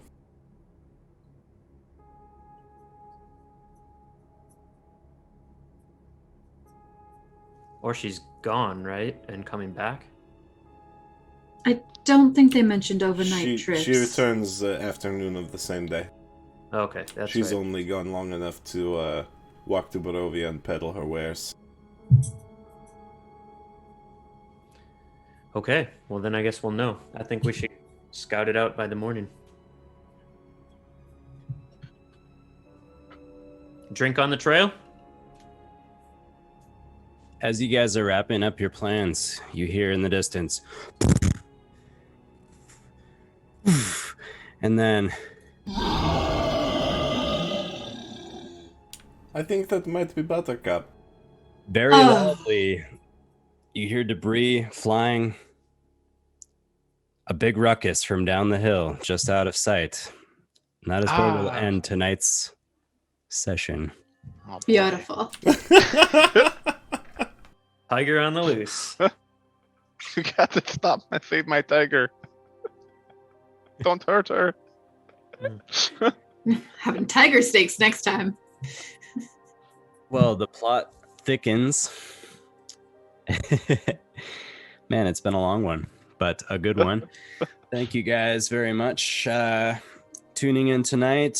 Thank you guys, players, for the RP heavy session. I enjoyed it. Next week, Tomb of Annihilation. Back in the tomb, baby. I'm pretty sure we're in a really bad situation there. Always. It's going to So- be great. We might be drowning our sorrows in wine. Hey. Drink your way out. Exactly. And then, Curse of Strahd the week after that. Variety art streams throughout the week, and maybe some other miscellaneous things. Whenever it may be. Until next time, folks, stay safe out there. Peace. Peace. Night. Night.